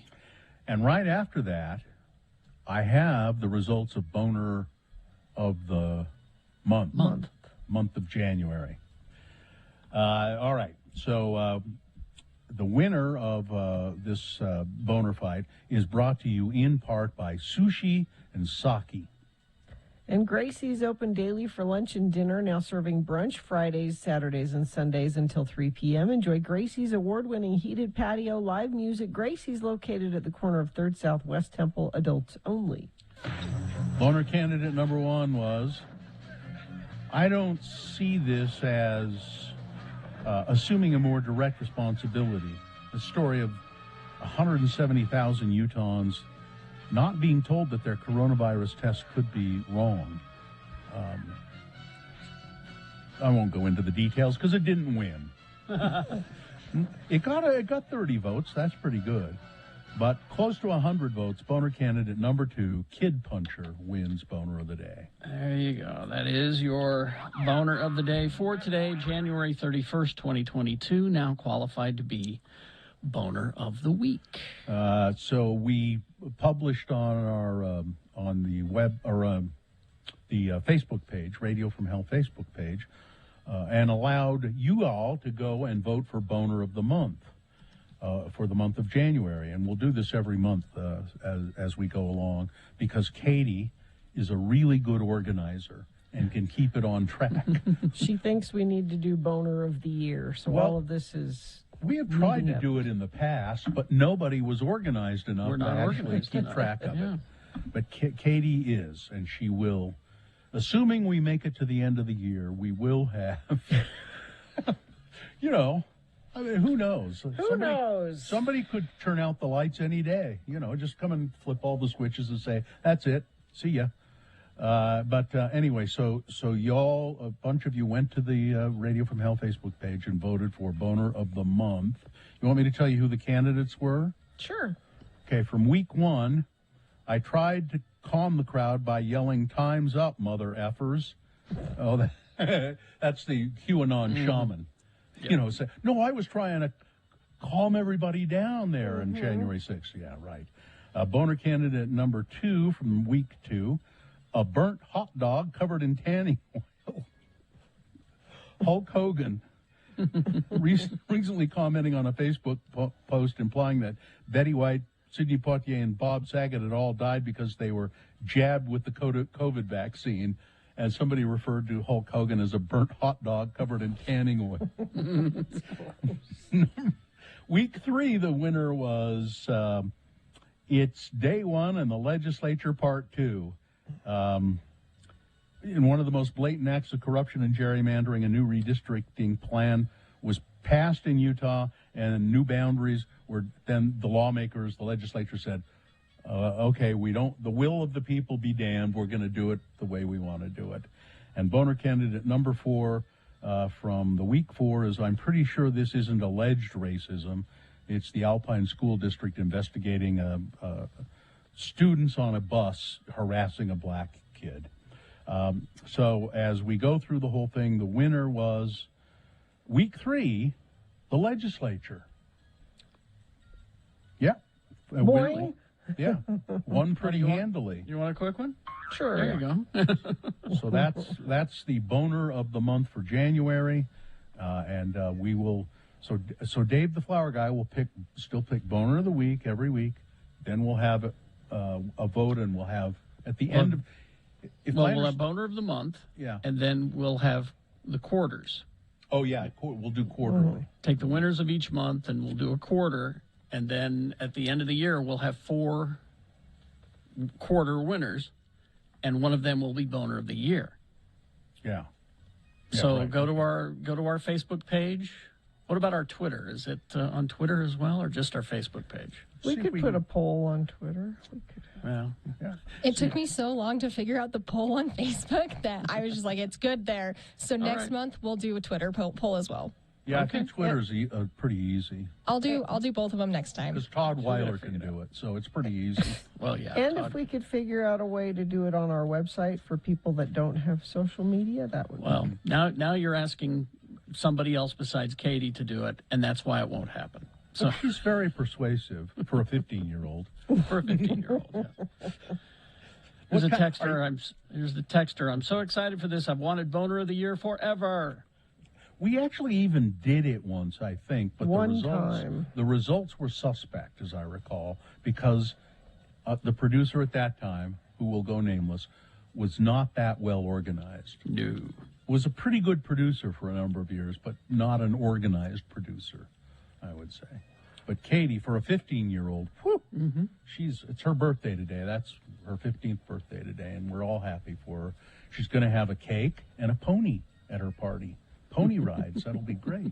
It's a little cold for pony rides. Well, it's indoors. Oh. Yeah, they're having it at one of those event center things. Oh. It's one of those Shetland ponies, so they're Yeah, they're yeah. allowed. They're allowed inside. Inside? Okay. Yeah. It's an inside pony, really. His name is Tony, the Shetland Tony the inside pony? Yeah. It's litter box trained. Yeah. Wears a hat. He used to wear a diaper, but they finally figured out how to get him to actually poop in a box. So.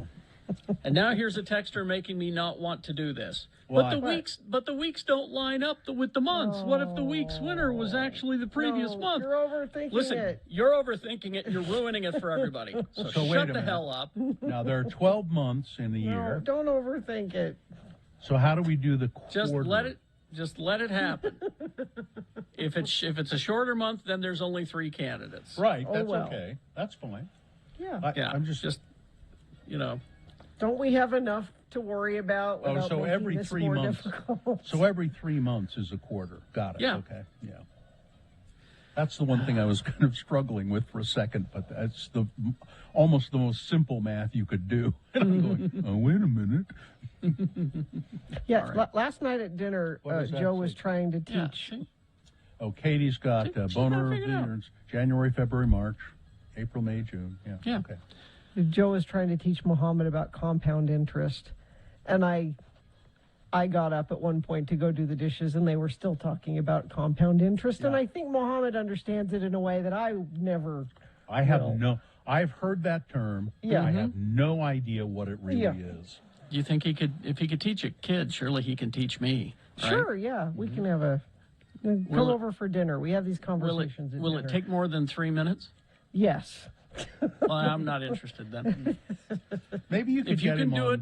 No, if you can do it in a catchy song or something with a elevator cartoon, then Yeah. I'm good. But Yeah, like Schoolhouse Rock version. exactly. That's the Okay. only way I'll learn things. All right. Well, we'll take a break. We will be back, and we'll crawl towards the exits after these. X96.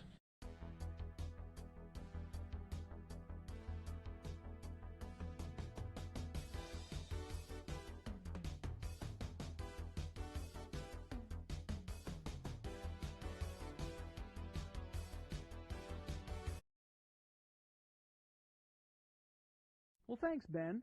Today's word is krenz. Spell it with me now. K-R-E-N-Z, krenz. And now we'll use it in some dialogue starring as LeVar and LeGrand, our 2 lovable Utah boys. Let's join them now as they eat burgers and watch kids playing at the McDonald's Playland. Again, the word is krenz. Woo-hoo! Sure is fun to watch them little ones in the ball crawl, ain't it, LeVar? Sure is. Makes me wish I was a little tyke once again. We didn't have no ball crawls when I was a spud. Oh, I know. Best we could do was use the rolled up socks from our sock drawer.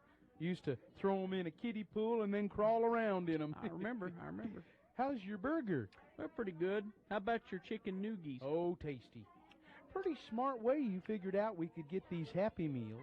They don't like us adults to order them for ourselves. Damn betcha. Just tell them that your kids have gone over to the Playland and you're ordering up for them. Them high school kids that work behind the counter don't give no rat's butt about it anyhow. They just serve them up. You know, I think this is the best deal, too, 'cause the Happy Meals always got surprise in 'em. A couple of months ago, I got a Catwoman core in mine. Yeah, I was trying to collect all them Jurassic Park Happy Meal stuff. I didn't get the sick Triceratops, and I missed the Alan Grant figurine, too. That was when I was in court on that DUI. I told you to quit drinking. Oh, hey, looky here in my Happy Meal. It's a McDonald's Land coloring book devoted to the adventures of Mayor McCheese. Ooh, boy, this coloring book even comes with a little box of crayons. Oh, this is a box of crayons? I thought these was candies. Crap, I've been eating crayons. You know what, they ain't too bad. Hey, can I die from eating these crayons? Well, in USA Today, there was a story the other day about how some crayons made in China is full of lead or some kind of radioactive material. I don't remember which. But if it's lead, I know that can cause brain damage. Well, I hope there ain't no lead in these crayons. I hope they got some radioactive stuff in them instead. Then maybe I won't have to have this tumor operated on. Hey, you gonna eat your crayons? Help yourself.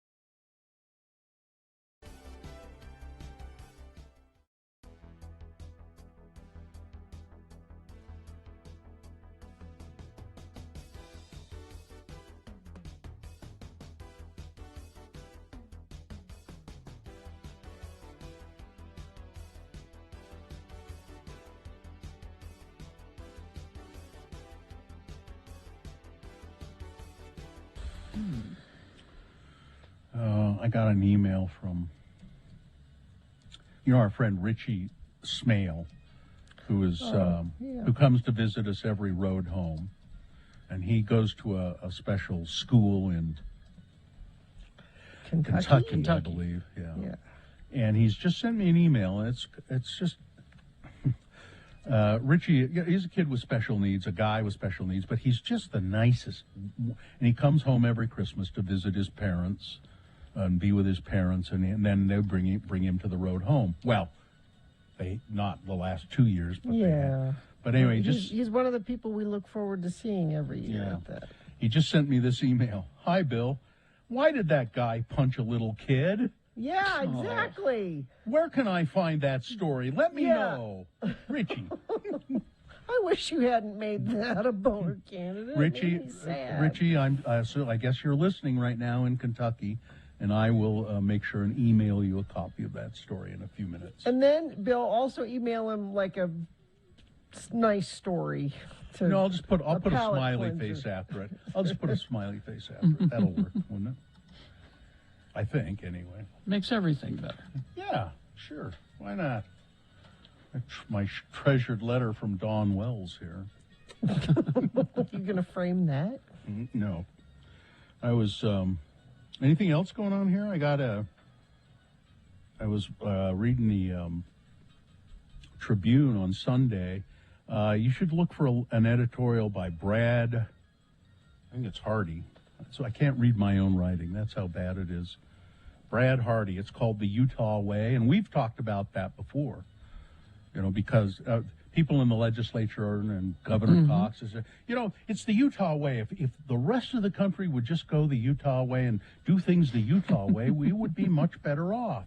It would be a better country if we did things the Utah way. What is the Utah? Well, this is what Brad Hardy says is the Utah way. He said there are 4 things, and I said I saw them in the paper. Number 1, mask mandates stifled in Summit and Salt Lake County by the legislature, who had previously said local control is the best way to deal with these things. And then they turn right around and say no. Yeah. Number 2, the Utah way, Omicron hospitalizations exploded among Utah infants. So that's the Utah way. Number 3, race and sex eliminated as factors in the monoclonal treatments, because Tucker Carlson said to do that. And number 4, permitting process for copper mine. I didn't know this one. Permitting process for a copper mine continues rather than just shutting it down, even though San Juan County residents, farmers, and commissioners all oppose it. But the legislature said, no, we can go ahead with the permitting process for a copper mine. And there are more details. You should read it. It's the Utah Way, and it was in the Sunday editorials in the Salt Lake Tribune. Can I do something not political here before we leave? I wish you would, because I'm going to get in trouble for what I just did. Well, Kier, this will help. So Dolly Parton was interviewed recently, and they asked, how do you keep your marriage together? Because she's been married to Carl for 55 years. 55 years they've been married. Wow. Carl. And she said, well, we like to go on fast food dates where we hop in our car and we drive through fast food. And she likes to get hot donuts. Yeah. Which doesn't that sound like a nice date? Hop in the car with Carl and go get some hot donuts? That's a date. Well, I'm not going to hop in the car with Carl and go anywhere. Oh, look, Katie's got a box of donuts right there. Oh, you do, huh? Birthday donuts that somebody brought to her. Blaine in the chat room sent them to me. Oh, that's so thank you. So you and Dolly. And then she also likes to go to Taco Bell. Do you want to know Dolly Parton's order at Taco Bell? Sure.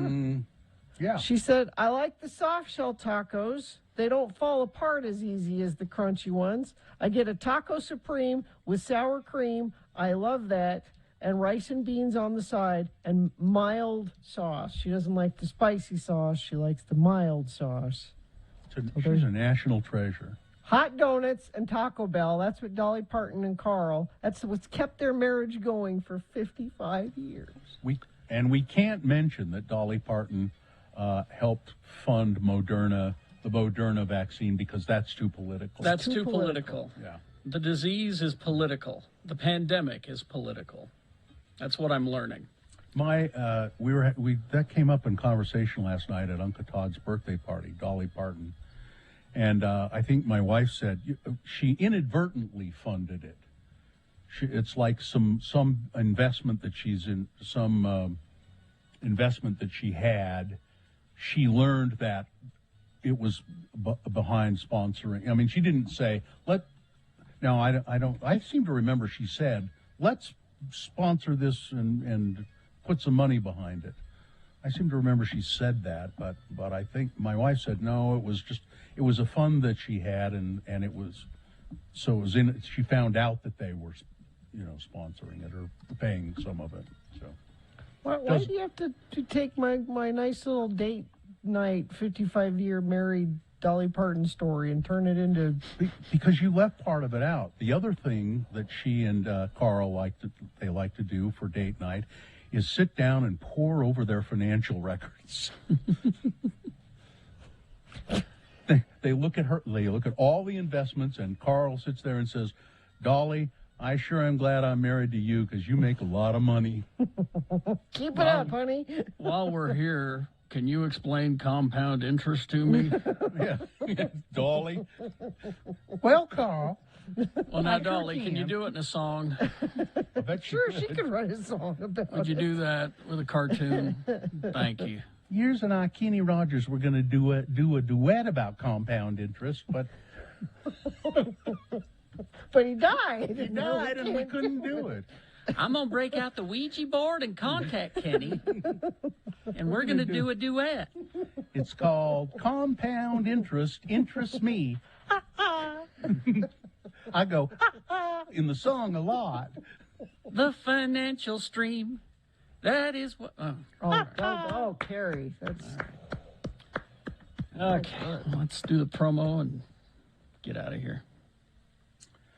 Coming up on Tuesday's Radio from Hell show. It's the final week of the X96 1K a day cash bribe. Listen at 7 a.m. and 9 a.m. for the keyword to text in, and to have your phone ready, of course. Then at 7:45, our son Kyle joins us with his latest life update. Did you see him on the Iron Man documentary? Plus, Jonathan Deasing will be back with the latest games and gaming news at 8 a.m. And, I bet you can't guess. There will be more on Tuesday's Radio from Hell show on X96. Okay. Okay. All right. I want to get some of them Dolly Parton cake mixes. You should. You've been on a cake kick. You could do that. Now, let's see if we missed anything. Rams, Bengals in Super Bowl. Mm-hmm. We touched on that. Slash will be on Jimmy Kimmel Wednesday. Okay. I assume he's going to play his instrument. I'm guessing. Zach Wilde is launching a podcast because that's what you needed. Mm-hmm. Let's see. Spotify says they're going to start labeling their podcasts. Well, that'll be helpful. With content advisories. Thank goodness. Let's see. Does that mean they'll label ours? Only if we have false information about the pandemic. Well, then they won't. Well, maybe we don't. Maybe we should do a little bit of false information about it just to get a label. Get the attention, yeah. Yeah. Yeah, there's a new vaccine that you can drink. Did you know that? No. Okay, there it is. It's Mountain Dew Blast with alcohol. Right. Yeah, there you go. Let's see. Florida cold snap has iguanas falling from trees. Oh, I heard about that. I let Festus know to watch out for him. They apparently they get it puts them in a state of hibernation, and then they lose their grip and fall on people. So I feel bad for the iguanas. Okay, well, I think we got everything covered then. All right. Kenny Rogers gambled away the money they were going to spend on the compound interest song. Oh, no, this is terrible news. All right. Happy birthday, Katie. Fine job as always. Live long and prosper, bitches. Don't you know who I am? He's Tony, the inside pony. Corey is next.